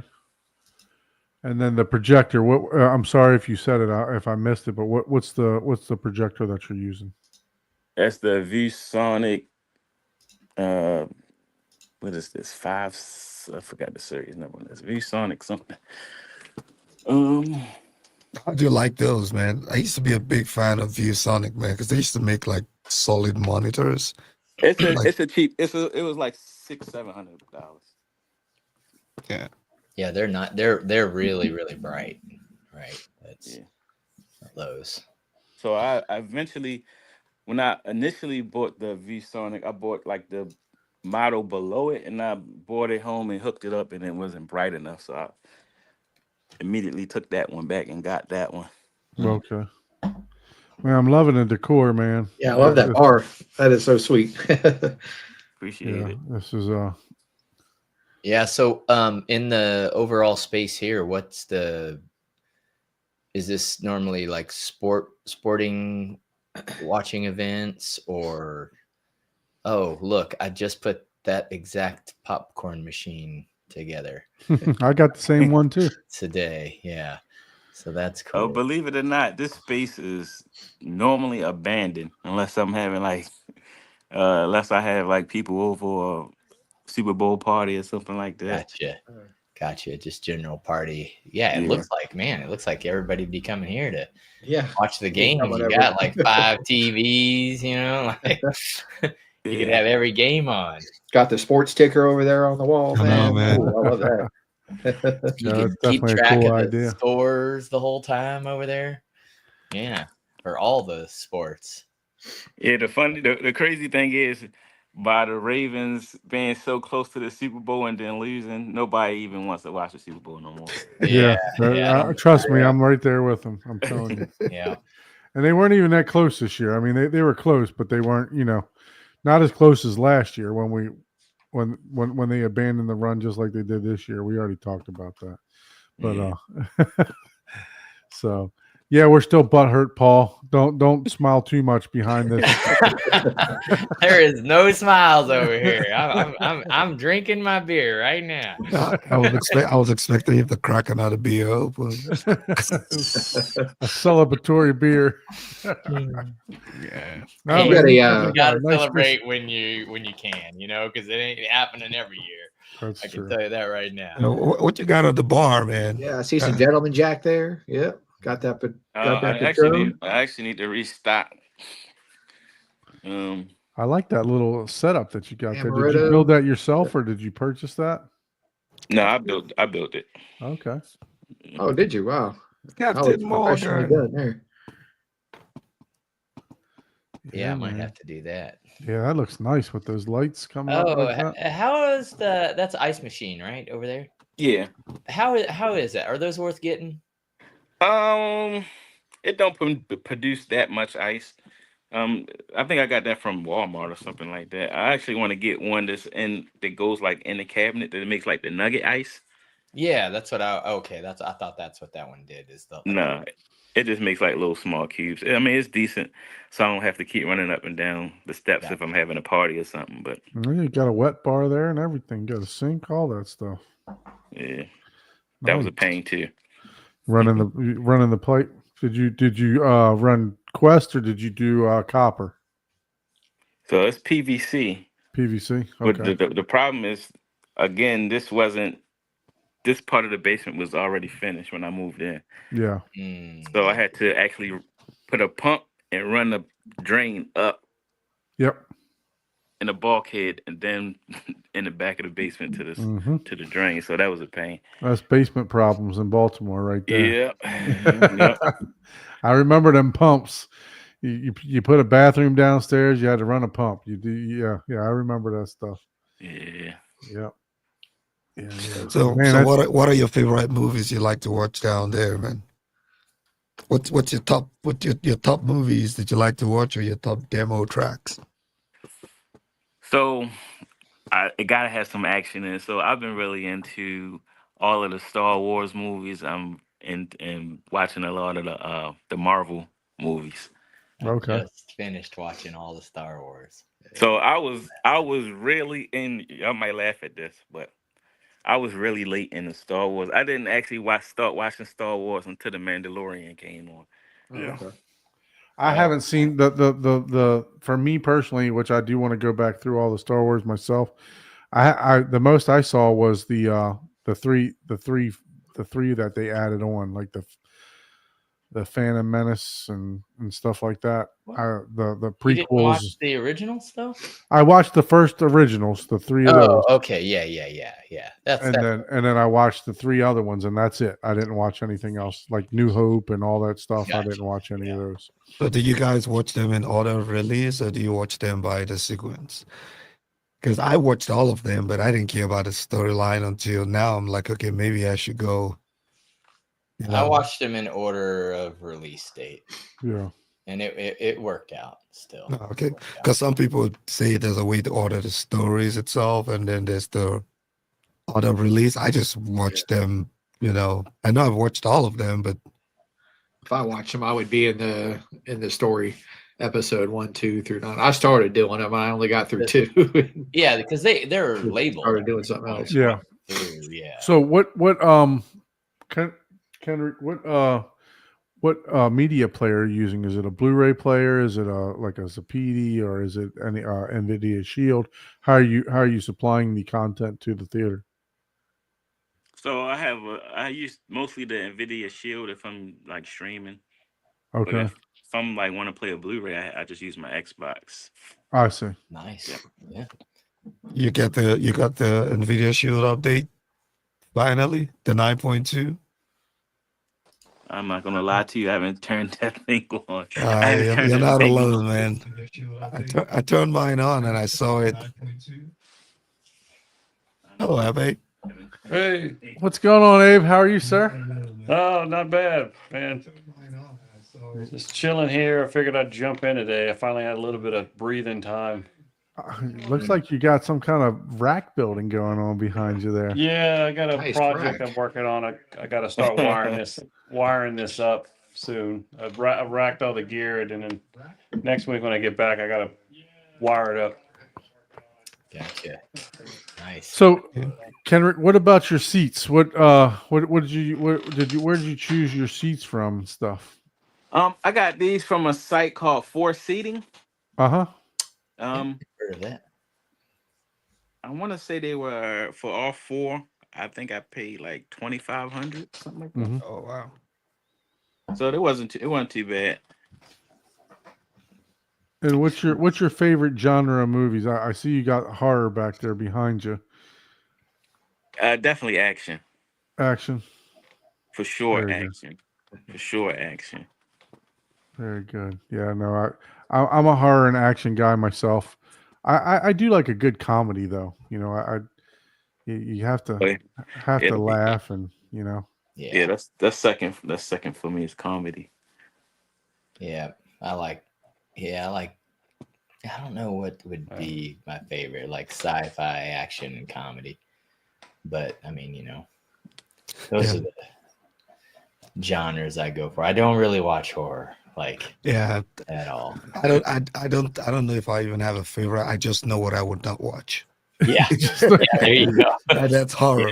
Yeah. So I like everything except horror has all the good Atmos mixes. Yeah. man. That is so true, man. I have That's why I demos. like them. I've had also like to demos sleep where at I'm having night, man. nightmares. I'm like, oh God, I Yeah. can't even watch the demos, man. I'm gonna be having nightmares. I don't want to have to take NyQuil or some melatonin, man, after watching the movie, man. Just so I can sleep. So Oh, another thing too, though, as far as the seats goes, I actually will be testing out some seats from Valencia. So Oh, nice. I'll see what those. Little channel like. channel sponsor there. Yes, There those you are go. nice. Those are nice seats. Cool. Yeah, yeah. they are really nice. Is that gonna be your first one? Yep, it's gonna be the first time testing them out. Yep. Now, which series? Welcome to the club. Or How you like them? Good. They sent me one of them. It's really amazing. Obviously, it's now the daddy's seat, right? As my kids call it. So it's like I don't let anybody sit on it. But it's nice. You know, I wish they would send me another set just to complete my back row because it's a black seat and then the rest are brown. So it's like, you know. Hopefully they send you the cool. No, you know the reason why they sent you one, right? So you could buy, so you can buy the other two. that's Right. That's the way sales works, right? Yeah. Well, Hey, Kedrick will know about this. When them guys are standing in the corner throwing out freebies. Yep. When they're throwing out freebies, Yep. They want to get you hooked, right? Get you hooked to come back. Exactly. Yeah, they got me hooked. It's really good. You know what's funny? You know, What's funny about that though? And this is like a YouTube thing. From companies sending me products has actually did the opposite to me. It's make me more selective on what I spend my money on now. yeah. When I see how like easily they just send me this stuff, then I was like, I normally would have spent all this money on this, and they just willy-nilly just sending it to me for nothing. Makes me more selective on what I spend my money on now. Yeah. That's what we see when we talk about projectors, right? You see everyone arguing about, you know, what projector is better for the price range and this and that, and then you go to shows like M-Wave and you see the side-by-side comparison, and you're like, is this really what the $10,000 difference? Right. But I will tell you, most people would never think that. Yeah. You know that, bro. Except it's side by side, you probably should have spent an extra $10,000. There's definitely pluses and minuses of each, but I will tell you that it's worth the $300 for getting a new bulb. Yeah. Yeah, we went. That through is that no question there. It's like, okay. That makes a huge difference. Definitely diminishing returns as you go up with, you know, different tiers of stuff. But Yeah. So, Abe, what you been up to, man? You said you've been pretty busy here. So, welcome back to the show. Those of you that don't know, Abe is a longtime theater designer. If you could just reintroduce yourself, Abe, and give a little back history of, you know, what you do.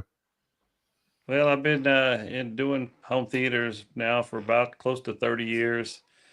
Started back a long time when we were hanging these big 9-inch CRT Sony G90s from the ceiling. These Volkswagens that used to be hanging from the ceiling. So it's interesting seeing how much the technology has changed in 30 years and what you can do for the money nowadays compared to back then. So, but all I've ever done is just design and build and engineer and home theaters. So I've been in AV for as long as I can remember. So that's the only career I've ever had. So nice, very nice, very nice. And Abe and I have kind of been working on something behind the scenes that we kind of kept to ourselves here. We're going to share a little bit of that a little bit today, but we're going to talk about a little bit about theater design too. So I'm going to go ahead and share this. And Abe, by the way, if you guys are interested in a theater design or someone to help you, there's obviously two ways to go about this, right? The DIY, like Kedrick did, or if you want someone to help you, or like I did myself too. I did DIY, and we kind of going at what I'm going to present here. We kind of went a little backwards, right? So it was not something that Abe is. I mean, I'm sure he's done it in the past, but not something that's easy to do. So just to give a little bit of a heads up on you know what we were doing. So I think it was last Tuesday or Wednesday. Abe and I spent about 6 hours on the phone. Yeah, and we had a great time. You know, we were talking shop. We're talking shop. Enjoy it. Abe, if you had to spend 6 hours on the phone with John, my condolences. So we spent about 6 hours on the phone. yeah, it gave me a chance to talk shop. I don't get a chance to do this much, and so yeah, it was fun though. Yeah, we got a lot. Yeah, I definitely enjoyed myself. We were talking, but what we were doing is we were measuring my theater. So, I mean, Everything. we were measuring everything down, and we would get down to, in some instances, down to the 16th of an inch. Hmm. So that Abe was actually able to draw my room in CAD. Nice. So we're going to go ahead and share that, and then he can explain, why it's important to do this and what benefits there are for bringing in a designer or a home theater expert like himself. Yeah, so in this case, I wanted before we got into doing the design, since we're kind of doing it backwards, like I said, I wanted to replicate that room in CAD as precisely as I could. Know exactly where everything is, every single location of speakers and outlets and lights, and then from there, that can help us better engineer in the aesthetic design, the acoustic treatments, because then we'll be able to layer that on in such a way that we can avoid what's already the real estate around what's been already there. Or we can see where we need to make some modifications here or there to make it more accurate or make it better in whatever regard. So yeah, you can show it. So as you can see, this is pretty in depth here. So we got sightline views, we got measurements from speakers to the Right. soffits. Go ahead and talk about So talk about that this first page, now that page, so that page you look right there is all of the layers kind of collapse. So that's the reflected ceiling plan, the floor plan, the sightline study, all kind of all in one. So that's kind of the first page I throw where you can kind of see the overlap of your ceiling speakers as they relate to the location, to seating as it relates to the location of the screen. So that kind of shows you the collapse view looking down, like from above, down at your theater, so you can see the relationship of every element in the room in one shot. And then as you flip the pages, then I'll just go. Then it's more just the layer itself. So we'll start with just the floor plan, which allows you to see the seating, how the seating configuration looks, how's the egress in and out the theater, out of the room. Although that projector shouldn't have been on the floor plan, that's a mistake I made.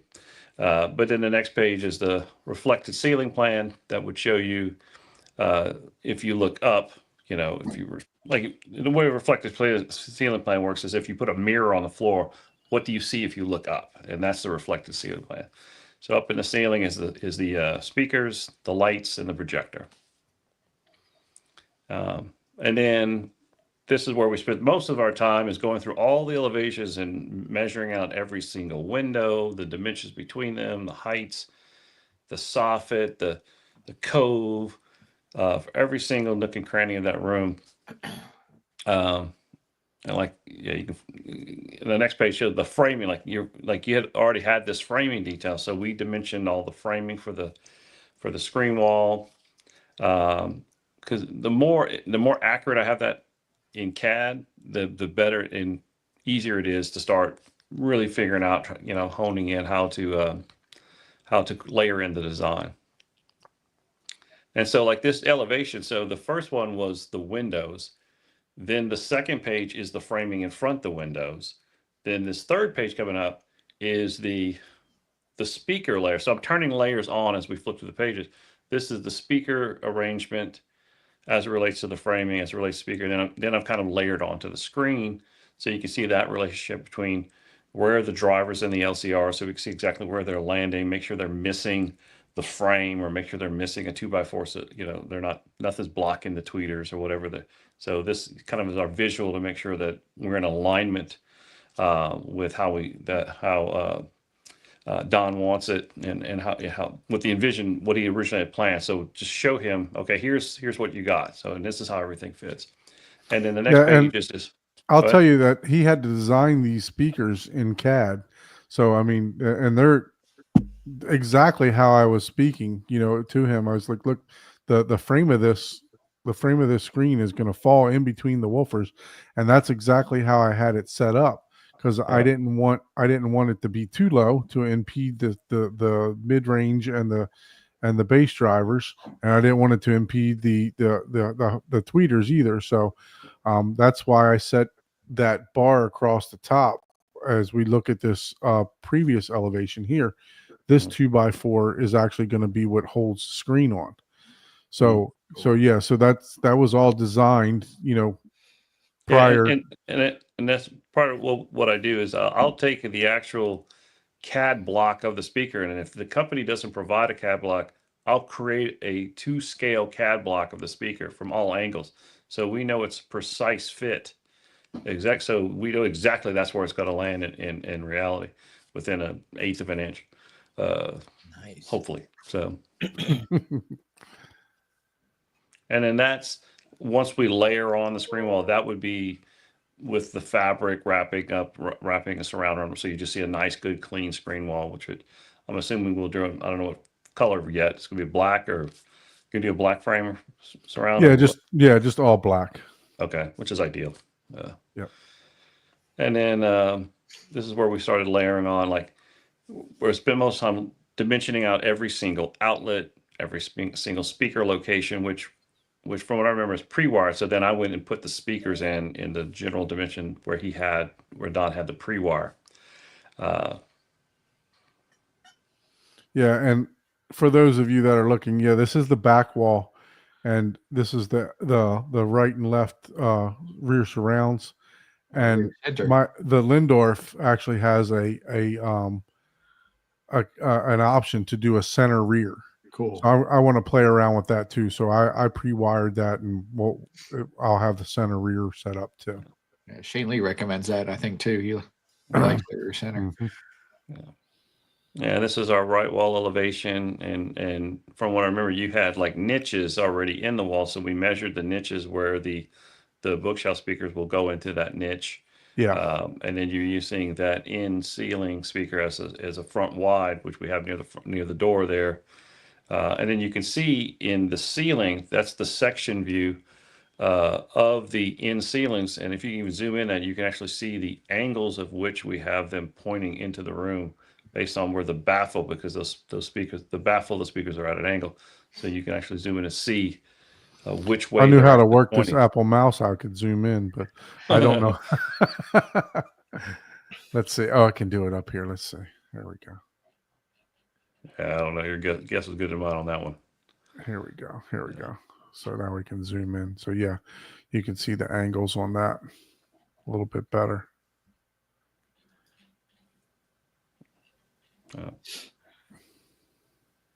Yeah. So it's nice to do these things, because it really helps you when you go to layer on design. You know what you're designing against, and we can figure out, okay, how are we going to aesthetically dress this room, and how acoustically, where do we need absorption and reflection and diffusion based on the acoustical analysis, and then figure out how to kind of blend that with the aesthetic look of the room, given everything that's already there.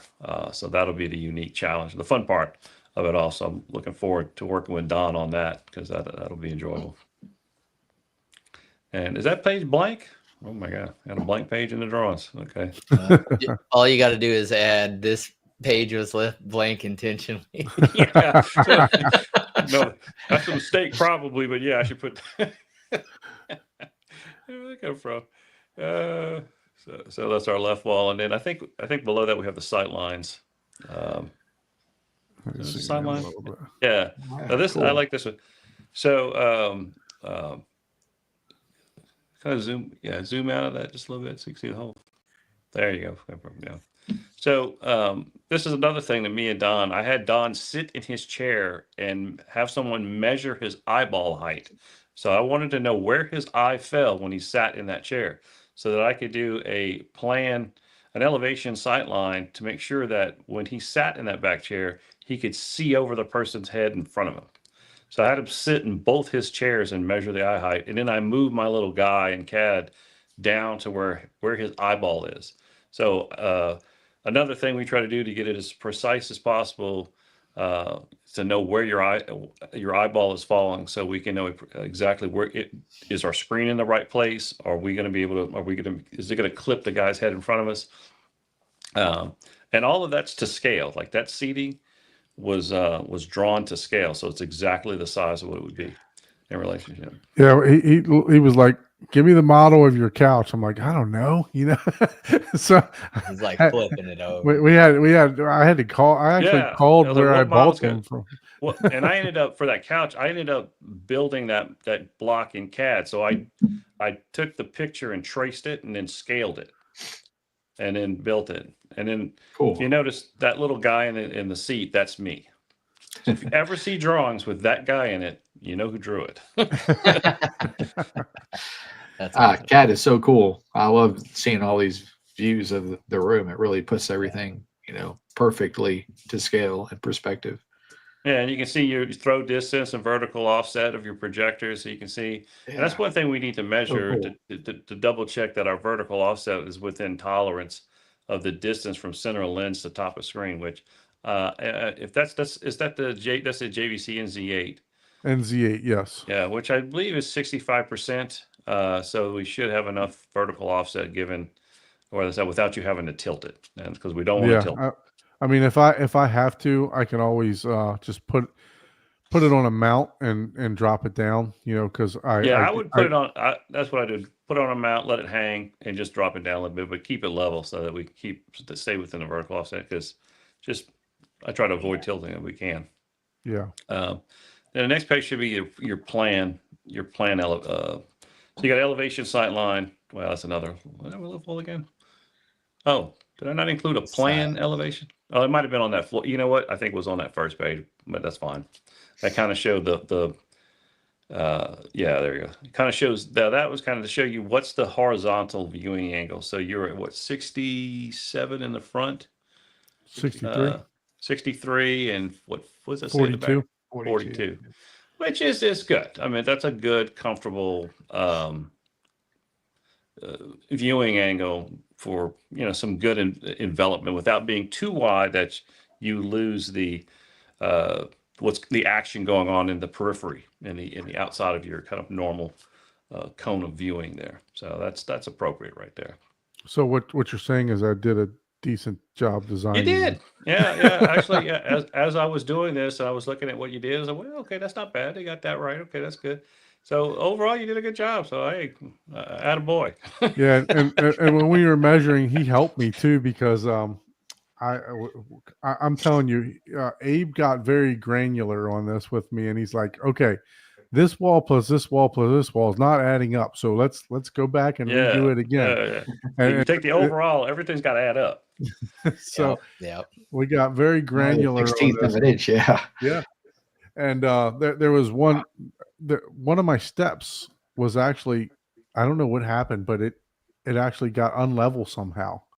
Mm-hmm. And then I measured it from the top of the step to the top of the riser, and it wasn't adding up. And he's like, something's wrong. I was like, you know what? Let me measure it again. I measured it from both sides, and it was about 1/4 of an inch off. So it wasn't level, horizontally level, side to side. So you know what I did? I can't leave it like that. I literally unscrewed. I unscrewed the platform, went back in, leveled it out, and fixed it. And then I had a little spot to where I was going to sand down the other side of the step that actually extended past the platform, and I was about 1/4 of an inch off of that. And by doing that, he helped me discover before my carpet came in that, hey, you didn't take that little niche off of that end. So that actually helped me with that too. So yeah. So overall, it was a fantastic process. Like I said, Abe, I really enjoyed the conversation, just talking shop me too. And going through this. I thank you so much for putting this together. I really appreciate it. It's I can definitely see how this is a useful tool for people that are trying to put together their theater. Yeah, the biggest thing I could ever say, the biggest thing is before you ever get started with theater, And then you don't have to really go hardcore CAD, but take some time and draw it out as best possible, whether it's a graph paper and a ruler and a scale, but take some time to really dimension it out to scale, figure it out, use SketchUp, use CAD, use something. The more work you can do, build it virtually first, essentially, before and then see if it works, tweak it there. And then when you have it figured out, that's going to help you save so much time and energy down the road. It fits, it works, and you can see if it's going to have issues. And it's better to have it here in CAD than when you're building it in the field. Well, Yeah. Kedrick, time to reboot our theater, man, because I have to go back to the drawing board. Yeah. Reset. Control. Uh, I think a lot of the guys. I don't even have a rough sketch, man. I think a lot of the guys on YouTube are rebuilding. Have probably gone through 2 and 3 iterations of their theaters, I right? know. Mhm. Yeah, I get on the Facebook forums and all the home theater pages, and I just envy all those guys that just, post those pictures like, oh, this person helped me to draw diagrams. I'm like, wow, man, that's amazing. I wish I could redo that, but nope. Coming soon. Yeah. No, Yeah. I definitely appreciate Abe helping me out with that and putting that together. If you guys do have any theater needs or planning on redesigning a theater, And I've got to thank Don for introducing me to the world of YouTube podcasts. So I was like, I'm so old school, and then once I came on his show, I got kind of hooked. So I'm watching his show now every Thursday, and I'm That's the subscribing problem. You're gonna be watching like, oh, I gotta watch it. Oh, yeah. And I'm next thing subscribing. you're like, dang it. I subscribed to the other. What's the other gentleman's here that was there last week? I subscribed to his channel, and I just subscribed to your channel. Kendrick, Yeah, Kendrick, subscribe to this guy. So definitely, I appreciate just being kind of pulled into this world. I kind of enjoy it. It's like, hey, where has business been? Now I can chalk shop forever. Yeah, pretty much. Yeah. Yeah, we got a question, and it kind of led to another follow-up question for you, Don. Is what is a good rule of thumb? Man, get clean power and get the high, so you can get a 20 amp socket. It depends on your equipment rack, right? Depends on your equipment rack. My little kiddo, but it depends on how much you have going into your rack, right? If you got top quality equipment, you're gonna have to get some good clean 20 amps. What did you do for yours, Don? So for me, I have a couple 20 amps ran into a closet. I actually had an electrician come out when I did my demolition. I had a hot line coming down, and I put all of the power. I put everything that I was running the whole entire rack, and then I also put 3 subwoofers. And I'm telling you what, I torture tested that thing. And he put his amp meter around that line. And I think the max I got was like 14 amps going through that. Now, I know Abe has a different way of calculating that. Abe, if you want to talk about how when you're setting up a rack for a property, how do you determine how many the type of amperage and stuff like that you need? Right. The most important thing is what I'll do is I'll do a rack layout. So I'll do just like I do in CAD. I'll build these racks in CAD, and then I'll know where everything's going to go, and then I start adding up what is the amperage on every single device in this rack, and then when it comes to amplifiers, you always calculate for the worst possible load, running full range, 100% peak noise, whatever it is. So to get what is the maximum amperage draw, because you want to design it for that. Not that you will ever, like some amps might say, hey, it's gonna be pulling 10 amps. It may never pull that. It might peak occasionally 10 amps, but because obviously the volume fluctuates based on the whatever's being played through it. But you want to calculate your amperage for the maximum possible load. And a lot of really high-end amps will actually list what their amperage load is at max and at 1/3, power to tell you, so you can have an idea to gauge it. But so you add everything up. So if like this piece is 0.5 amps, this is one, this is one, this is one, this is three, and you want to add everything up, and you want to make sure that whatever combination, get the total amperage, and then figure out, okay, well, how many circuits do I need so that I can accommodate that total amperage? And you want to stay 80%. So if it's a 20 amp circuit, you want to be 16 amps. You don't want to exceed 16 amps of draw on that circuit. Otherwise, go ahead and put another 20 amp circuit for the rest of the rack. Like for these racks, there are 4 dedicated 20 amp circuits for these 2 racks at the job site right now. Wow. 2 dedicated, actually, no, there's 3 dedicated 20 amps for this side because this is all JBL synthesis. And there's 2 dedicated 20 amps for this rack, which is all networking and Sonos. So I got 5 dedicated 20 amp circuits to just power these 2 racks. That is crazy. Yeah. Yeah, and I think, if you're not building your room from scratch, I think for my room, right, there was a bathroom right next to the theater, and we had plugged in the rack. Every once in a while, it would just trip off, and I didn't realize that the same 15 amp socket was also what was powering the bathroom outlets. And you can imagine your spouse or somebody going in there and plugging a hair dryer while your theater rack is A lot of amperage. yeah, so I had to run 2 dedicated outlets to the rack and just remove everything from that bathroom. So you got to kind of find a way to know if it's not a room that you're building ground up. Right.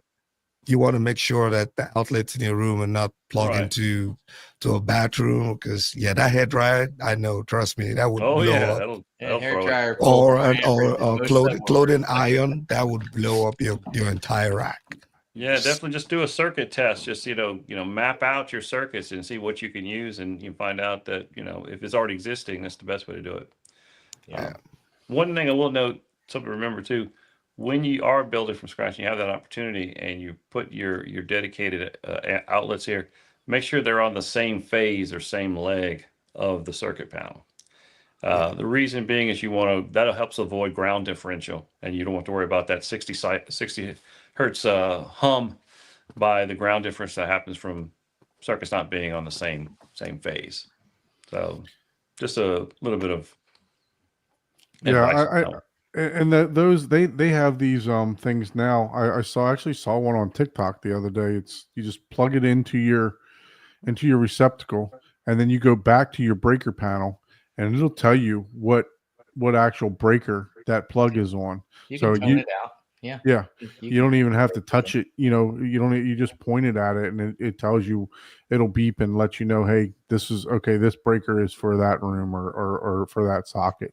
Yeah, and I think I had to upgrade my what are the breakers, right? The stuff you plug in the panel, right? Because I had some of the ones running into the theater room were the really hypersensitive ones that, with Texas weather, once the light once it rains or, they tell you it's going to snow, it's like power just goes up. So it was just constantly just tripping, I guess, because of how sensitive those was a breakers are GFI. built.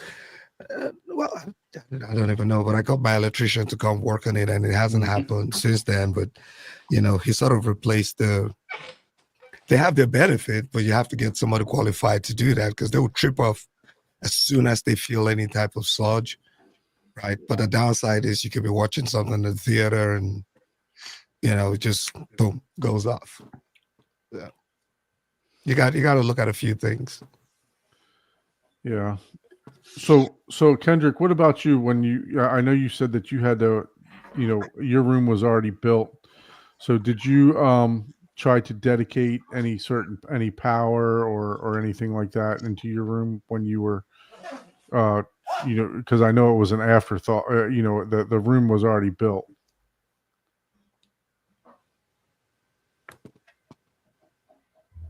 So lucky for me, my electric panel is in that same room. Oh, nice. That's good. Yeah. That makes it a lot easier. Yeah, Yeah, so it does. Yeah. so I was able to put that whole room on its own breaker, which is great. That's And fantastic. Yeah. That's awesome.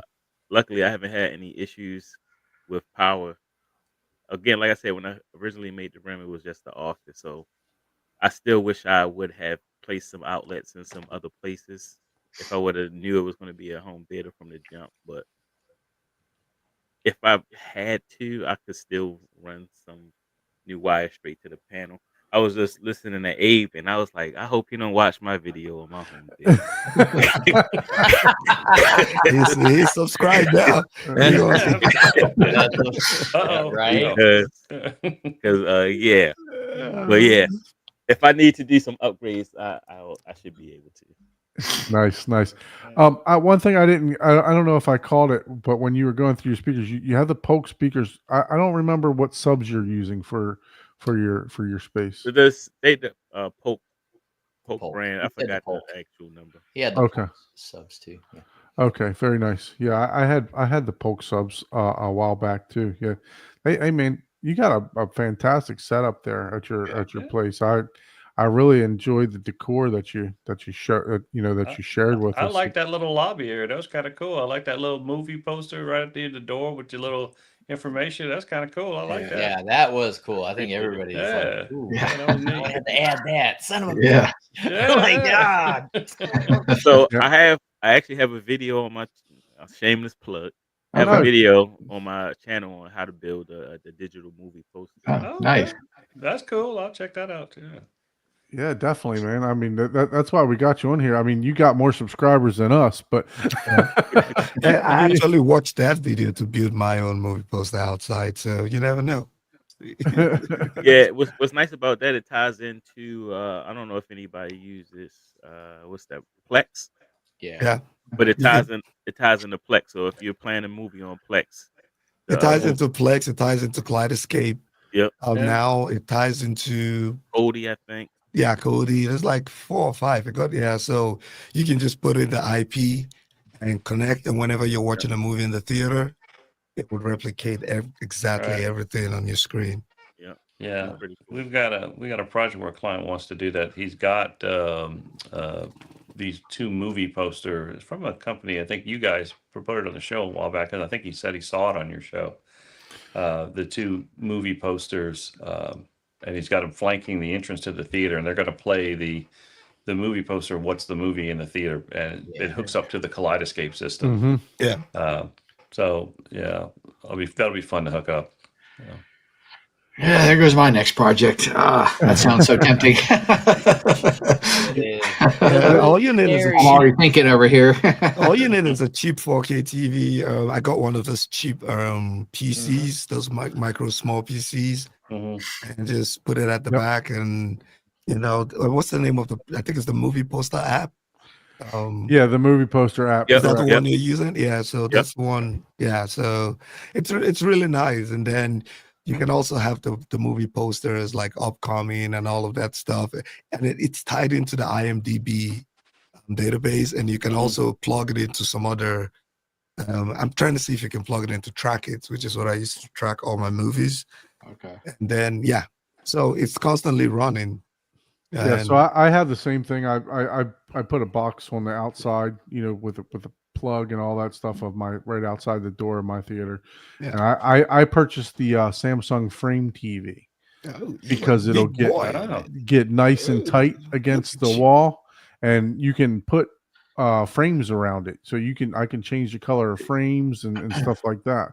So I did a 43-inch. I got one of the newest ones that actually allows for the vertical turning too. You can mount it a certain way too. So it's got the mount that will allow you, I guess they call it the portfolio, or the Portrait? picture Portrait mode. Yeah, correct. Yeah, so it'll allow me to hang it in portrait mode. The movie versus landscape. poster the movie poster would do that too. And I got the Samsung combo. They have this monitor that's also a TV. So that's what I use. And then I use it for the movie poster. And because it's also a TV, I can watch TV on it. So if there's a random football game going on, all those free to air channels, connect your cable to it or whatever, and it's a TV that runs 247. Yeah. And it's I really actually purchased 2 of those, but I decided against going with both of them. So, because I was gonna run power to both sides and do it. still undecided what I'm going to do with the whole entire room on the outside. Thought about putting together like a whole cabinet system for snacks and everything else like that, but I don't know. That may come later on after when my son grows up a little bit, because I need a playroom for him for downstairs for all of his toys and everything else. I'm going to turn it into some kind of like Kendrick Scott, with a big TV and a maybe some rocker chairs or something like that, to where you can play games and stuff like that in there, but also where I can store all his toys and everything else, so he don't have to be going up and down the steps for his stuff until he gets older. So, and then Does anyone actually eat the snacks in their home theater, whatever? Because I feel like those things just expire on me. Mine It's like definitely don't a, expire. it's like a Mine- waste of money. let me stand up and I'll tell you. Yeah. Yeah. It's like he doesn't have a snack bar because there's never any snacks. There's no left. snacks, Yeah, right? It's And just I will the eat them bar. all. Don't Yes. stay there long enough. Oh, that's hilarious. You always got to get a new snacks, man. Yeah. That's crazy, man. Man, that's No. what like Costco or Sam's Club needs to come up with, like a bundle of that, Like you get your gobstoppers, your I'm sure they make it hot. somewhere. Yeah. yeah, Oh yeah. you get like a combo of them, Yeah. so you can buy them. So Paul, you talked about putting together that popcorn machine. I have the same popcorn machine also, the red one, Yeah, as Kendrick has. I What, have it too. and you have the same red one also? Yeah. Yeah. Yeah. So my heat bulb went out. I gotta find a new heat your bulb. heat bulb. Yeah. I don't know. The light inside, right? Yeah. Oh, that's I just think the bulb to Home Depot and just that's just get a the same size. That's what I 65. did. That's just a regular. It's not a 30, but that's just a regular. It's a regular Yeah, but it's still a base. heat bulb Just though. the It's smaller different than a regular bulb. Not So the what one. kind of popcorn seeds do you use, Kedrick? Yeah, that's what I was going with this. What are you using for your popcorn? Yeah, that's Listen, an important question. I still have the same popcorn the machine came with.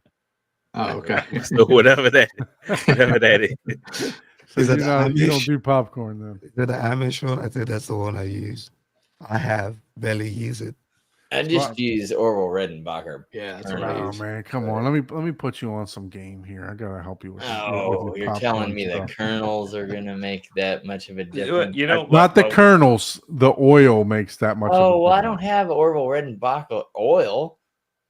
When I you have when you use the oils, man, you're gonna have 3D I have vision. you Man. guys ever I have have ever Steve. tried the mushroom kernels? Y'all ever heard of Oh that? boy, The I mushroom did. kernel? that That's sounds scary, man. back in my 20s. I tried the mushroom kernels. I No, did no, get you know- that white cheddar powder though. That's pretty Yeah, good. yeah, the mushroom kernels you can buy them. I bought them on Amazon, or like the big fat head looking, like you see in like Smart Food. You know how they use those big? Those are mushroom kernels, Oh, okay. and those are good. But I never tried them in the popcorn machine. But Oh, that's the one. I have plenty of those, man. Yeah, the Great Northern, man. I mean, it comes That's with the 3 in everything. 1. It's Yeah. got your salt. It's got your coconut oil. No, Fair I've enough. got the coconut oil and the Flavical salt and Yeah, the kernel set. I found that flavorful salt is too much. the- You have to now, really the Well, you coconut- back have it to back. be very light. That dude, that is Yes. that's like ink toner ink. You Yeah. have to literally like You that's need like you need a drop of it, man. yeah. So is coconut butter oil better? Yes, than that's what all the movie oil? theaters That's use. yeah, they use butter flavored coconut oil. Yeah. Oh, That's what gives it that movie theater and the Flavical salt. But you gotta, you can't salt it like a regular salt shaker. That's I received it the other day, and that stuff is so fine. It comes in like a little Yeah. milk carton. Mhm. It's dusting out Yeah. of itself. There's no holes in it. It's just it's so fine. Yeah. It's like And then you baking got to powder use the fine. snappy butter, snappy something butter. Yeah, no. See, you're look at you. You guys know it you're better doing than I all do. kinds of extra. Yeah. The butter you can do extra butter. You got to get the oil. That's the oil pump butter that you got to get. I haven't got that yet. I need to work on the butter. I see, Yeah, I'm learning I tried something those new. white popcorn seeds from Orville Redenbacher. I wasn't a big fan of the Yeah. white that's it popcorn right there. seeds. It's- Yeah, it's like the original. I like the Amish one, the Amish, whatever it's called. So I bought Popcorn. this jug of butter, and I said, if I use this whole damn jug of butter, I'm gonna have a heart attack, and I won't be around no more. Yeah, no man. kidding. That's a lifetime supply there, right? Yeah, you got to do that, and you got the little pump.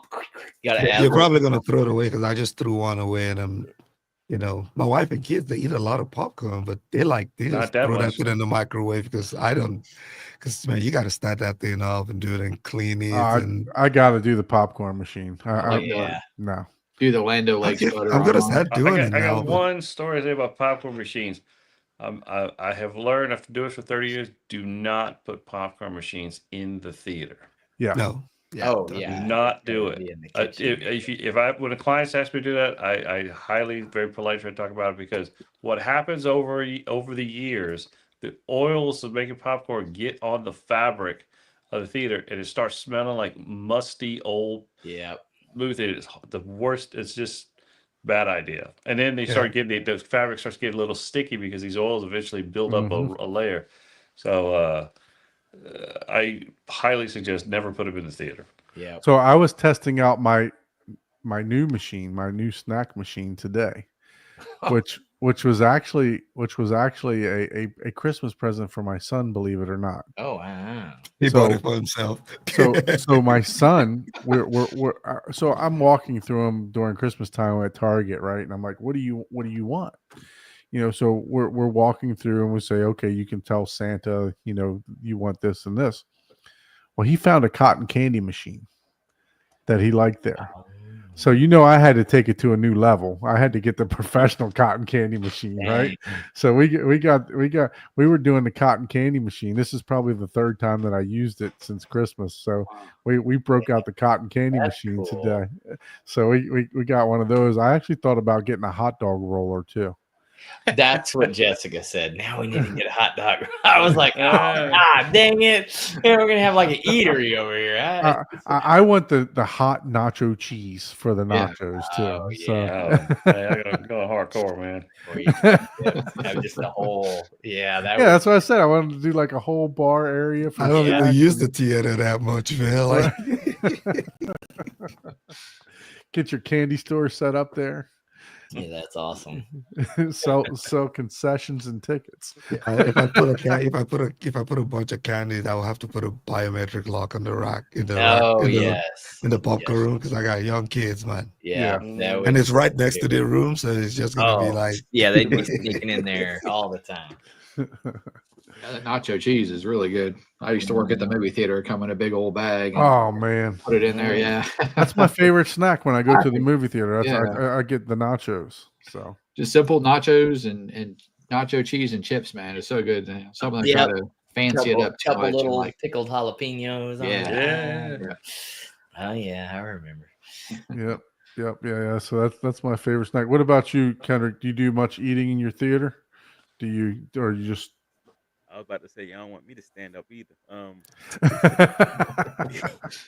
Yeah, so I had the same problem. I had small kids, so I did the thing where I had all the candy on the rack for movie night, and then it was like gone the next day. I was like, I can't keep doing that. yeah, gone in So- 60 seconds. Yeah, it's not gonna last long. So Yeah.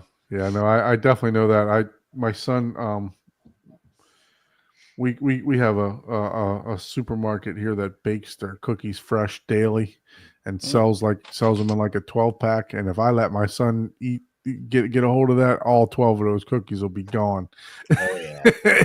in a day. So yeah. Oh, Fred says pretzel bites. I've not had pretzel bites in the before. So I've not had that. What in the chat? What are some of your favorite snacks? You got your jujubes. You got your Snow junior caps. mints, snow caps. Snow caps was definitely a good one. When I was a kid, man, that was the first I thing like I'd be on. the hot tamales and the gobstoppers and the popcorn and nachos. Yeah. I did like nachos. Yeah, nachos.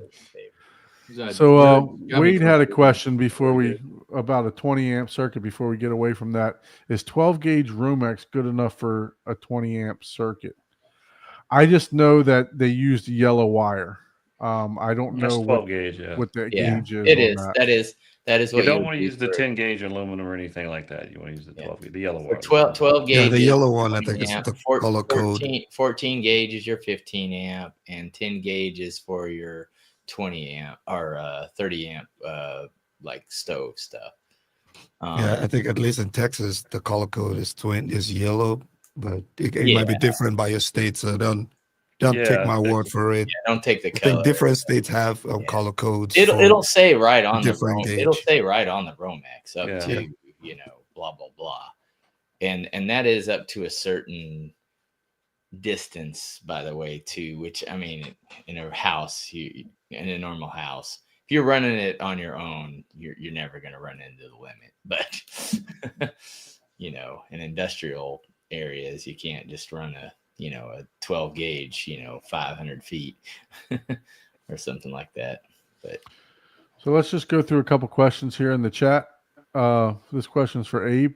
Do you have a favorite brand of processor from Rob? Well, it's kind of dreamy, but I love the Trent-off Altitude.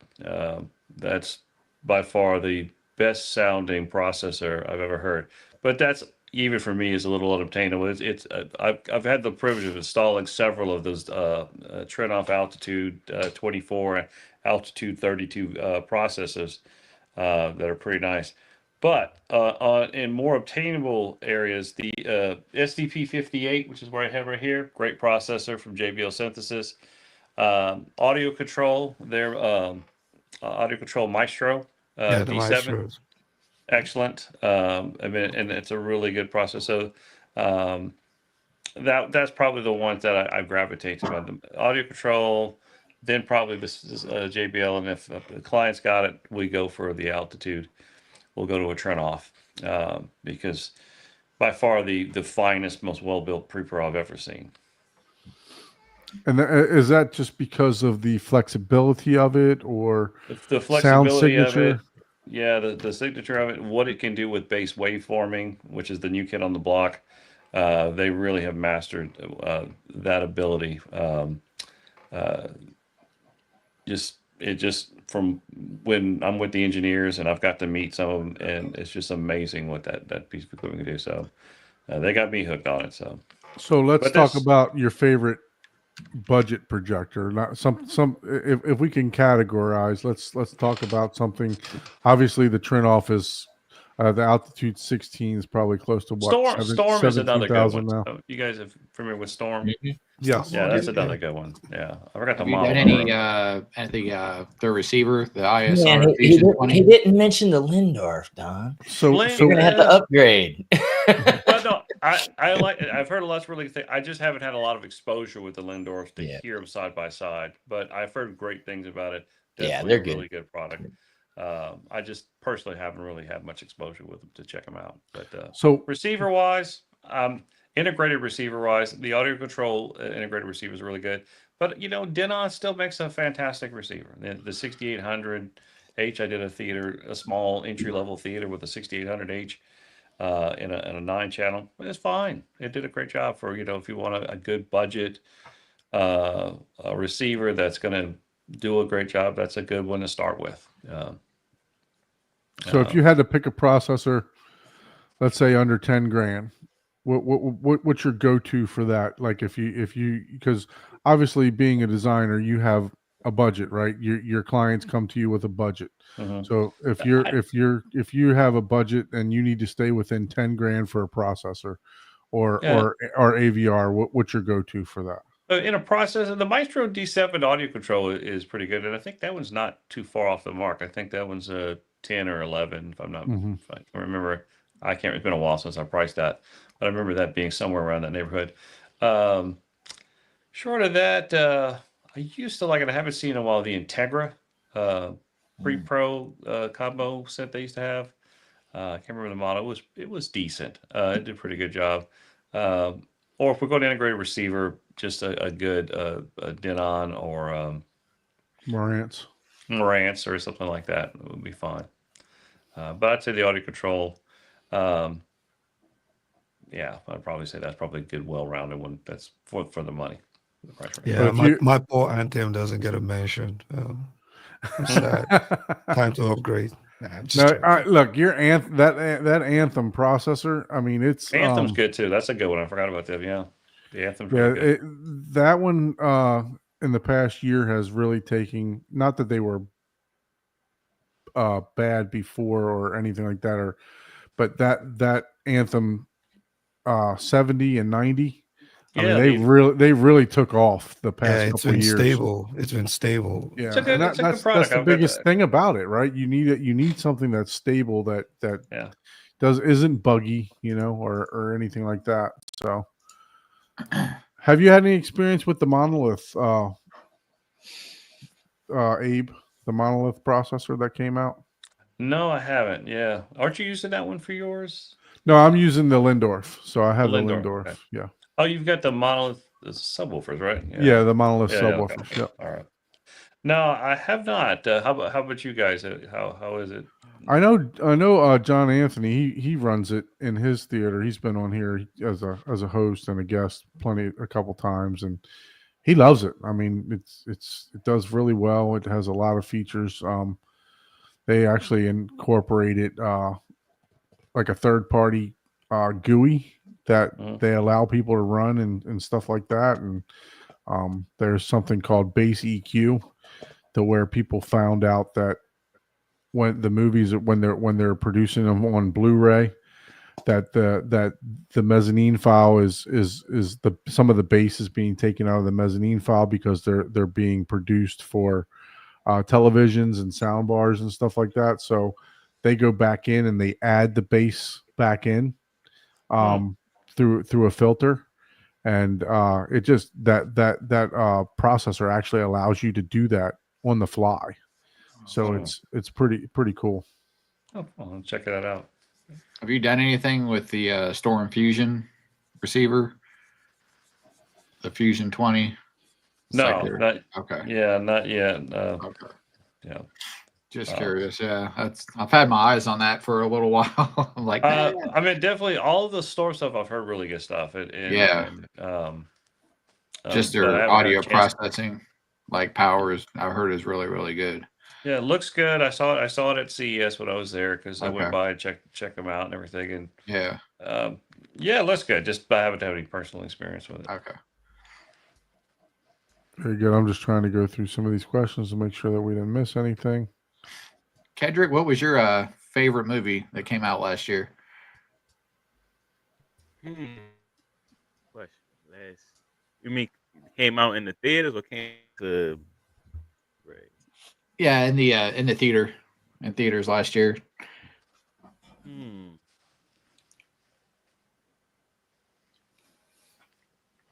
Tough decision. I can't remember what came out last year. I know. I had to look. I was like, "Oh, what about this?" It's like, "Oh, that's 2023." Was Oh, Top that was Gun 20. was Top Gun last year or the year before that? It was like the last one I I remember. think that was the year before. Yeah, Was the year before that? Okay. Yeah, that's what I was like. Oh, that one came out the year before. Okay, yeah, that's what I kept doing. I'll go with was Bad Boys for Life. Yeah. Yeah, I think that was 2024. Yeah. Was it? Was it? Yeah, I'm pretty sure. Are you sure? Yeah. The Ride or Die, whatever the Ride or Die was the newer one, I think. Yeah. Let me look. I gotta look because I'm like, Yeah, Ride or Die. Ride or Die was a 2024 film. Yeah. For Life was a 2020 film. Okay. I like that, even though I know there's probably something I'm forgetting, but Yeah. Wait, that was a good one. what? The audio and Furiosa. Bad Boys for Life. Wait, what year? 2020 was Bad Boys for Life. Oh, okay. Ride or Die is 2024. That's the fourth. I don't know that I haven't seen the new one yet. I got it. Yeah, I was a big fan of those first couple of movies back in the 90s. Yeah, they were pretty good. They were pretty good. I'll be right back. I gotta grab the door real quick. You're good. You're good. There's a funny story. I worked at a long time ago when they made the first Bad Boys, and I think there's a scene in that movie where the house explodes, in Miami, like it takes place in Miami. Mhm. Well, that was like a real house that they really exploded. Because I was living in Boca at the time, and the client who sold that house, they sold that house to the people who were making the movie, and they bought it just so they could explode it. Yep. Yeah, Funny. and I thought it was kind of crazy. And it's because they sold it, they bought a new house. But I remember hearing this story, and I'm like, that is insane. There was something around that. I can't remember the exact detail. I just remember how crazy of a story is that they just bought this house so they could just blow it up or something. Yeah. Yep. Well, no, I I think mean, he bought it and they blew it up because they were going to build a newer house on the property. I think Yeah, that's what it yeah. was. Something like that. I can't remember, but Yeah. it was. Yeah. Yeah, it's like that's crazy. So that's a real building, a real home that just blew up on that movie. yeah, I mean, they used to wreck cars and everything else before they had CGI, right? Yeah. Oh, yeah, all the time. When I was Those were out the in good old Vegas days. earlier last year, or late last year, I saw the house that was in Casino that De Niro was in, right on Oh, the golf course there. That was pretty cool to drive by that That's old place. That's awesome. So Rich has a question: AVM 90 or AV10? So you got. No, I was referring to the AVM. I have the 70 though, not the 90. But yeah, Oh, okay. I didn't know if that was a question as far as which one to take. I think I would go with the 90. the if I- 90, man. I'll go with the 90. even though Overall. I know the AV10 is it's a solid product, man. It really is. Yeah. Marant's true and true with that. It's What's the channel count on that? It's time still, tested. It's still 16. It's still 16, right? So Yeah. But yeah, With the 4 90 independent subwoofer outs. Yeah, the 90 still has the 4 independent subs too. So Yeah. yeah, I'll go. I mean, Marant's stable software, but AVM has remained stable at least the last compared to what it used to be 2-3 years ago. So Big Jack says Dirac is king over the Arc Genesis.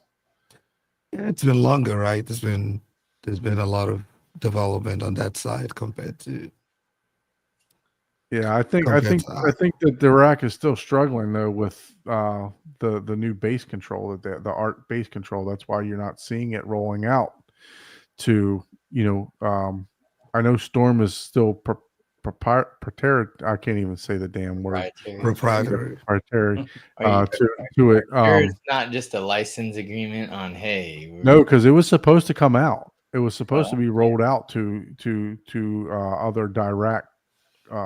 So Storm was only supposed to have it for a year, to my understanding. And but yeah, so the year's up and it's not rolling out. So I think there's Storm is still having a little bit of not Storm, but Dirac is still having a little bit of because Art took off, and then Trinoff responded very quickly with waveforming, and which they had it in the process for a while. It's a lot of research and development for several years, but I think Art wasn't as stable as waveforming it is currently. I don't know which one is actually better. I know that Ryan has both a Storm and a Trinoff in his room, and he can flip flop them like this and that. And wow. he says that there's not a difference. So, and well, whenever you're sitting inside of a subwoofer, correct. Yeah, be honest. that makes Oh, is up that the for a guy with lot the of big old the yeah, 50-inch subwoofer. Yeah, Oh, yeah. okay. Yeah, the 15 subwoofer. I mean, Oh my god. and like 12 God bless him. 1222s or something like that, yeah, 822s. something like that. 432s, I think he has in there or something like that too. Yeah. That's Yeah. crazy. an amazing theater though. Very Yeah. amazing. Yeah, so Big Jack says Art has issues. Yeah, bass control is great. Yeah. So Yeah, I mean, if you're not into in-depth calibration, right, you probably won't. You'll probably get the one that works and get somebody to calibrate it and don't even touch it. But if you have friends like Paul, like I do, then you have a lot of options. You can try stuff and break stuff. Right? So Kendrick, I know Big Jack do you do likes any calibration. do you do tweaking in your theater, or do you just whatever the receiver set up, that's what you do and let it go. I did some tweaking, but I was just sitting here and when you said something about a $10,000 processor, and I don't think my whole theater cost that much. So no, I do a little bit of tweaking, but I don't nothing that y'all talking about. Yeah. Hey, look, man, just enjoy it, right? That's Set it. it up, Enjoy set it. it up, enjoy it. That's the best thing, right? No, Like, but I'm problem telling is you, the problem is I'm the type of person y'all just open another realm for me to go do a deep dive on. Now I know I'm gonna be spending some more money now. Hey, Yeah, well, that's what we're here for, right? Well, remember what he said. That was the budget processor under $10,000. I know, right? yeah, that Trenoff's running about 17 grand right now. No, it's more than that, That's isn't it? No, for the 16, right? having For the just 16, it's like 17. 16 grand. is For the 30, 24,000 because I just bought just bought one. The Altitude 32 is 39,000. Yeah. Wow, They've gone up in price, haven't they? quite a bit Yeah. since Yeah, I've 'cause they were- priced them. I mean, Weren't I they might like be off. 15 for I might this? be off a couple thousand somewhere. Yeah. but Yeah. I was gonna say, no, they're way more. People keep it's like that was pre-COVID. Yeah, that I might thought be the it. So Altitude it's 16 probably was like around 15 my grand or price something. list is from like a couple years back. So Yeah. so probably Yeah, Wow. you got to go dealer route or used market, man, because Okay. that's the Well- secret, Kedrick, is dealer and Like, then I the think- community you can buy used Used from a man bunch deal, of people. Yeah, No, Yeah. I think y'all just saved me from going down the rabbit hole now. But you'll never heard Yeah. this. I'm just saying, like, no, you ain't even. And that's the consumer stuff. yeah. There's a whole nother level Whole nother whenever you get the level, yeah. commercial. We're in the rabbit hole. Don and Co in the raccoon hole. That's Yeah. nasty. Listen, It is I have nasty a if you go I have in a there. I have a $600 projector, so I don't think Yeah, I'm going to be hey, I looking just- at. I don't think I'm gonna be looking at any of that stuff no time soon. Yeah. Hey, It's definitely a rabbit hole for sure. Yeah. Look, They're I'm a rolling. dealer for certain products, and I'm going to show this because I just I promote everybody. It doesn't matter to me, but Dream Media is saying 12,500 for the Trenoff Altitude 16, Okay, which is hard to believe. that's Well, a good. is that That's a used good one or deal. what Yeah. is that? That's got to be a used one. It No, might Gotta be. be used, huh? Yeah. Yeah, I would. Look at the 32 is I don't think it was 31,000 that right Yeah, now. much. that's what I thought they were. 20 around 15 and 2020. 30. Yeah, when I was looking between this and the Lindorf was right at like No, 12 grand, and the Trenoff was like 13. Look at Epic Systems below. It's also the 12,500. So it's not a Dream Media price per se. Yeah. Looks like it's probably the price that it's. I'm sure if I go dig on my computer, I can find the price list. Let me ask a question though. What are you really getting with that? The angels singing. Um, So It's all things it's you've all never heard before, relative. bro. Yeah, It like really is all relative to the whole system as a whole entity.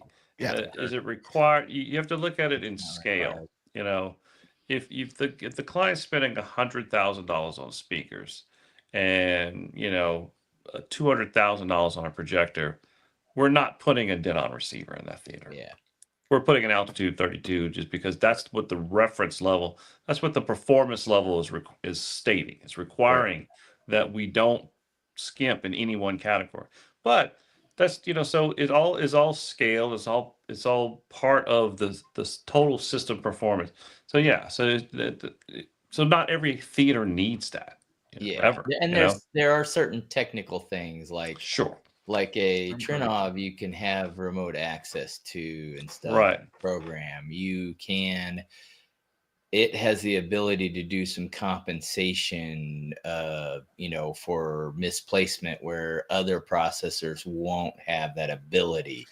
But do you really need that? I mean, not in a 8 by 20 theater room or 8 by 15, but if you got 4 rows, Right. You're gonna want that, to There's be able to flexibility. It's about compensate. flexibility. Yeah. It's about it's having the tool. It has the tool set essentially Yeah. to adapt to People any size always theater. people always ask me, oh, do I need a Trinov? And my answer is always, if you don't know the reason why you need Yeah, a Trinov, you should have a need problem you're trying to solve. that's the answer right there. I agree. Yeah, if you don't know, it's you like, don't need it. if you don't know why you need it, you don't need it. That straight up. Yeah, Right. somebody is asking you to buy it. That's really it. That's Yeah. it. That's it. They just try to make some money on it. So yeah, Yeah, it's got, there's a purpose for it, but in the right there's application. tools. Yeah. It's just like the difference between certain a race car versus a really fast car that you buy at a showroom. If you aren't a driver, you don't know the difference. It's like, well, they're the same, but no, won't get you from the store and back. But yeah, exactly. Right. Yeah. Exactly. So Big Jack says it's the altitude, not the amplitude. Yeah. So the amplitude is the amplifier. Is the amplifier. The altitude, altitude 60, altitude 32 is the pre-pro. Amplitude, I guess, is their line of. Damn, good catch, Big Jack. All 6 of us looked at it and didn't even catch that. Oh. Is that what the prices we were looking at? That was the. Was it an amp? So was that amplitude in that price list, or was it? Yeah. I typed in altitude, so I'll have to see. Well, I thought he did too, because it said. I thought it said it. I didn't even pay attention. Yeah. Whatever. Someone's. It's so small on my screen. I can't even. I'm like. I know it's a dot. I'm using an iPad 13. I don't have my glasses on. See, everybody's so tiny. So. But you have to have a need for it. But it's all about skill, right? It's and all growth. about correct. Yeah, if you're spending that money, man, just go for it. It's what you cry once on that one, man. They have their upgrade parts that are really amazing. Yeah, and typically we're doing that. I'm bringing in their people to set it up. I'm not even going to mess with it. I'm going to let them do it. That's the type of level that kind of goes with that. But yeah, not every theater needs that. Yeah, I'm not getting that for my $600-700 speakers, man. Then throw 3 of them. Right. I would have to do a complete upgrade. You have to do a complete upgrade, speakers and everything, just to be able to get the actual benefit that you're paying all that money for. Yeah, but they do make an awesome product. I just really like Trinoff as a company. I just really everything I've seen. Like you said, though. I mean, if you have a need for it, right? If you have a speaker that's out of place, that processor can actually remap that speaker to where it needs to be in the room. Yeah. So there's a lot of stuff that. Yeah, and I mean, I know Wade has the 16. Yeah, people see it, as super expensive, but man, even if you're piecemealing that together and making your own, I mean, you would only be saving like $5 or $6 grand, and that's without the software licensing. So you'd be paying more if you were trying to recreate that on your own. So it's actually, for what it does, it's actually a value proposition, because the next step up is what we were looking at is like commercial, like doing our own stuff. And well, I mean, you think about it, and it's like, man, might as well buy Trinov at that point. Yeah, well, you think about it. I mean, look, as long as I've been researching this, Trinov has a home theater probably 8 years or so. They haven't had an upgrade, right? Yeah, they just pushed they're not a Sound United or a Massimo where every year there's a new thing, right? So you're not buying an $8,000 receiver or processor every single year. You're paying for you're not one time, and then they push all the updates for you for free. Yeah. I mean, shit. They've been around since 2016, right? Yeah, they even added like 4 channels for you. Yeah, even the channel count. At no additional charge. You just have to buy your own DAC. So like I've not, me personally, I've been into some higher end demo rooms and stuff like that, and I didn't have, I guess the actual Trinov wasn't calibrated properly or whatever, but I didn't see a huge upgrade compared to what I had at my house at the time. But when it comes to doing, setting multiple band PEQs and or and then also being able to remap speakers and doing a bunch of different stuff. Yeah, it absolutely has its benefits if you have the use case for it. But me personally, up until we went to M-Wave, and which a lot of those processors were Storm processors when we went to M-Wave. And I think they may have had one or two turn-offs this past year, but the second M-Wave that I went to, they had mainly Storm processors. Yeah. And they both sounded fantastic. I mean, it was hard to distinguish between the two, so. Yep. So I think we've got into midnight Eastern time. It's officially my birthday now. Oh, happy birthday! Hey, Happy birthday. Happy birthday. Don said he's going to birthday. send you a turn off. Another beer. You're about to get a trainer from Timo, man. Yeah. It's gonna be. I'll take a 24 terabyte kaleidoscope. That'll work. Timu. Yeah. Don has that. Yeah, he has a couple of those. He has them laying around. Yeah, but this has been really amazing, guys. I know, we gotta take a look at it, do a time check. So thank you so much, everyone, for joining and watching the show. If you aren't a member of Kedrick's channel, make sure you go over and subscribe. Check out his videos. Buy some of his affiliate link stuff. Just click on it. Even if you don't buy stuff that he suggested, it lasts for 24 hours. That way he can get some of that Amazon affiliate from it, right? I'm gonna need a lot of clicks. You're gonna need it. You thought you needed a couple thousand. You're gonna need a couple million. Like, wait, what? 40 grand? Huh? Look, everyone counts. Everyone counts. I appreciate y'all having me on. I really learned a lot today. Actually. Yeah. So. Yeah, and you're always welcome to to join in, anytime you got free time, even if it's 10 to 15 minutes. As you can see, we tend to go 2-3 hours, whenever we're having great conversations. But yeah, we have a couple of guests, lined up coming up in the next couple of weeks, hopefully. And and they your had theater a star is ceiling there, man. Did you very do that cool. one, Kedrick?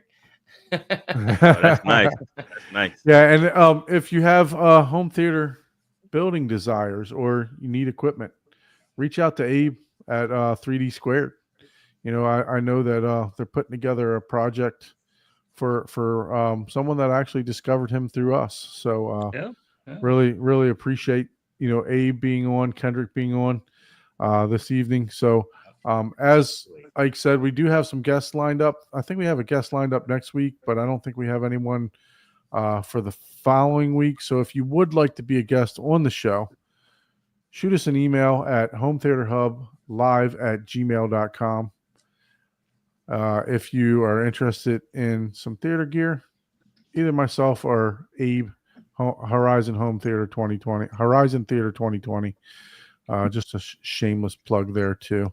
But most of all, if home theater design, if you're looking to build home theater design or put some plans together, definitely reach out to 3D Squared. Abe's been such a pleasure to work with, and I really like the fact that he went super granular, and I was like, that's close enough. He's like, nope, I need it perfect. That's Cool.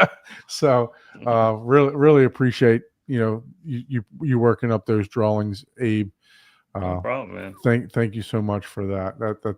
That just puts a lot of perspective to what a lot of thought process that I put together prior, and what actually needs to be put together when designing a theater, right? So there's just so much that has to be thought of prior to just slapping stuff together. Right. So, but you did a good job, though. For what thank you, everyone. Right before we go on another hour segue, but thank you for watching. Guys, if you have a few minutes, you can just hang out in the green room. Kendrick and Abe, just hang out for a second, so we can thank you, and then we'll see you next week. Thank you for watching. Later, guys. Thank you. Later.